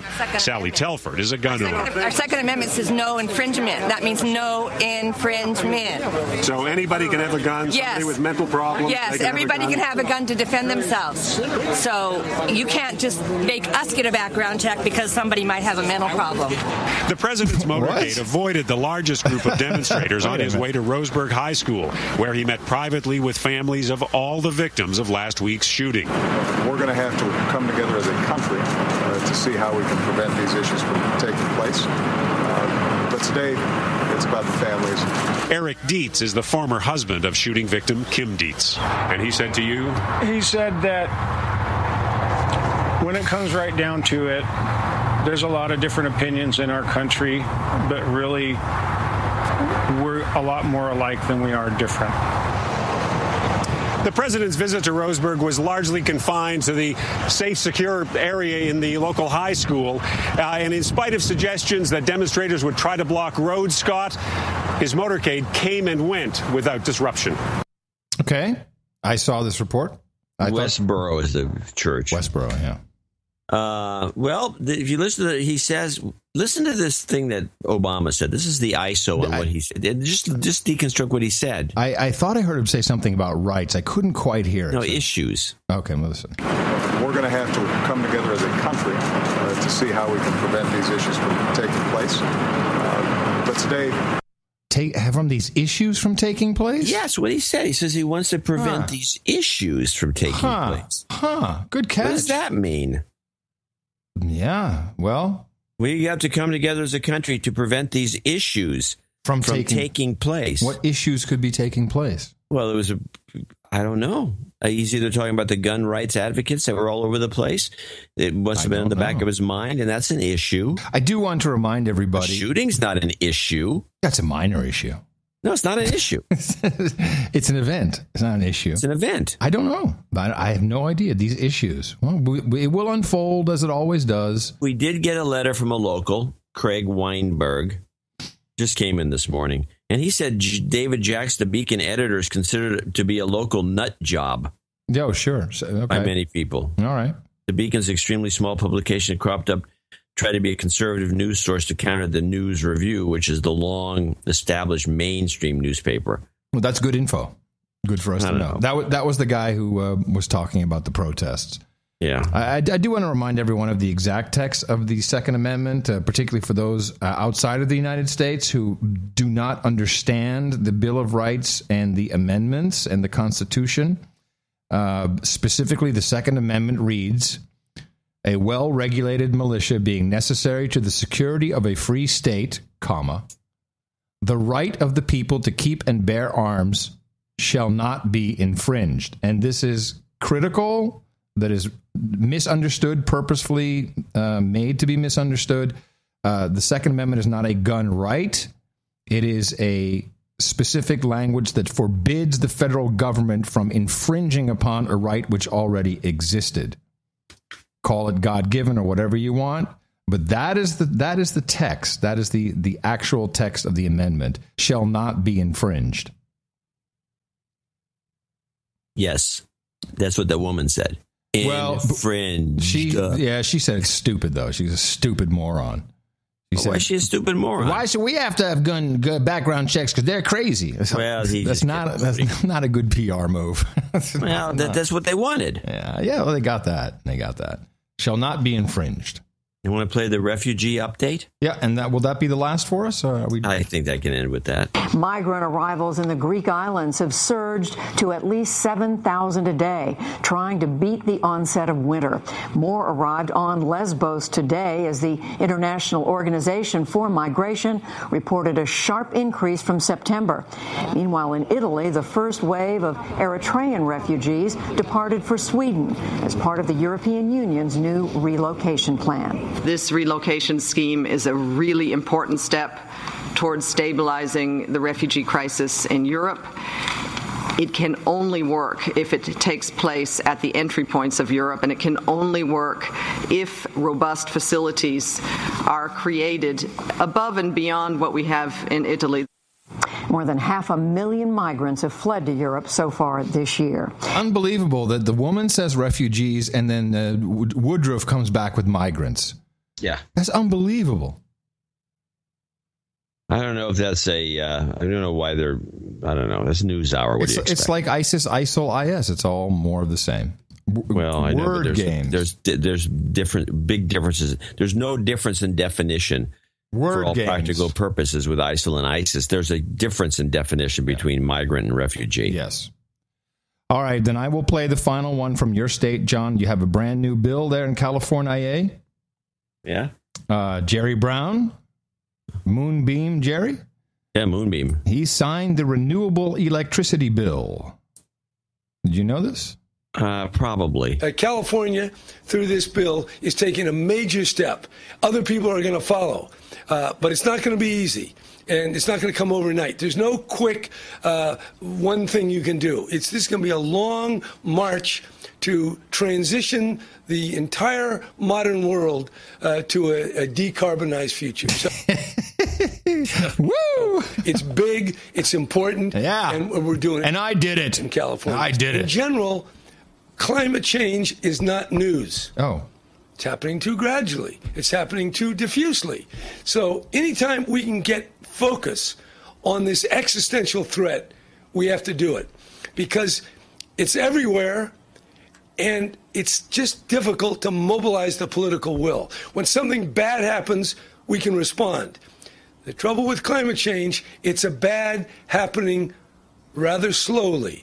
And if we don't get it in time, it'll be very difficult to turn back. It's a bad happening very slowly, John. It's a bad happening very slowly. Is what it is. I'm going to put pictures of the grasslands. Yes. Do you want to do a little update for us before we leave? What's happening in Greenland right now? Hold on. Will have to be redrawn. This is what would happen to San Francisco Bay. Look out your window, baby. John C. Dvorak, give us an update. The tide's in. The mud flats are covered with water.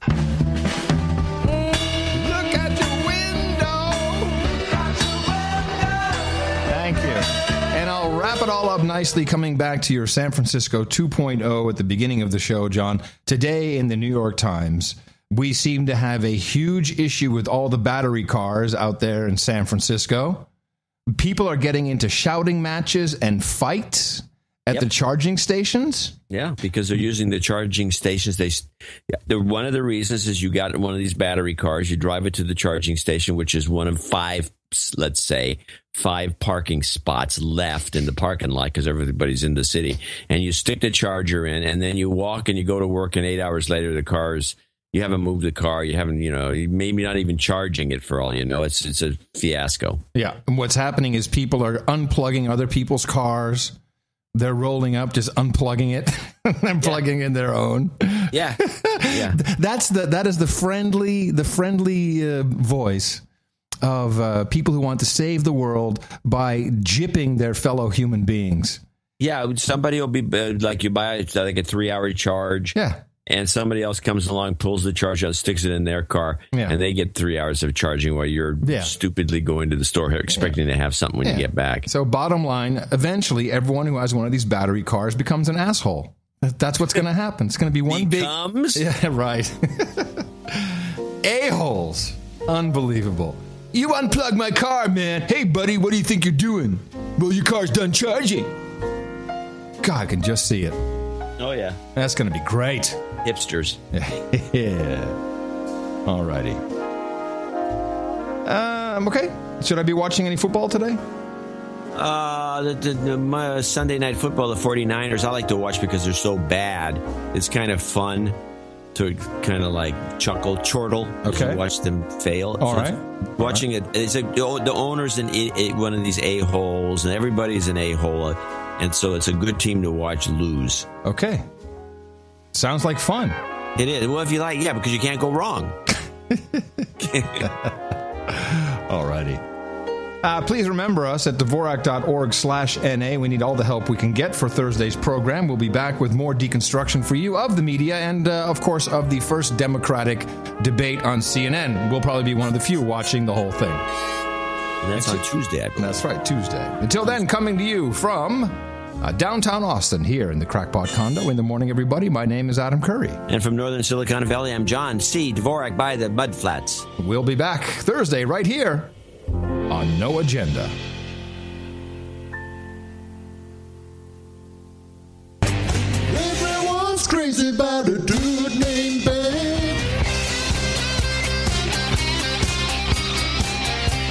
Tell me about the sexuality. It's in your DNA. I'm Joe Biden, and thank you for taking the time to listen. And wash your hands after touching any raw meat.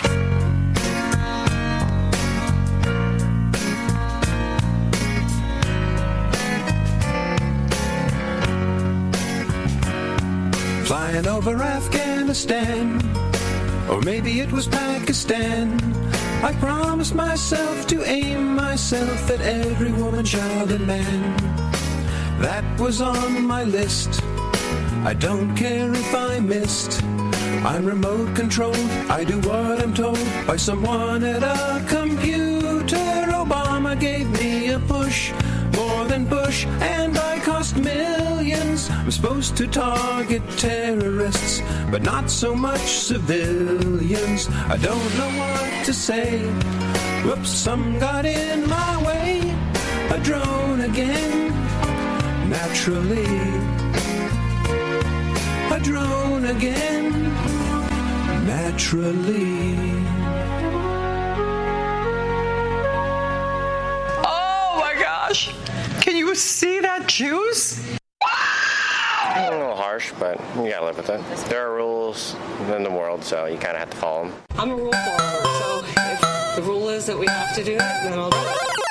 Adios, mofo. The best podcast in the universe. Dvorak.org/NA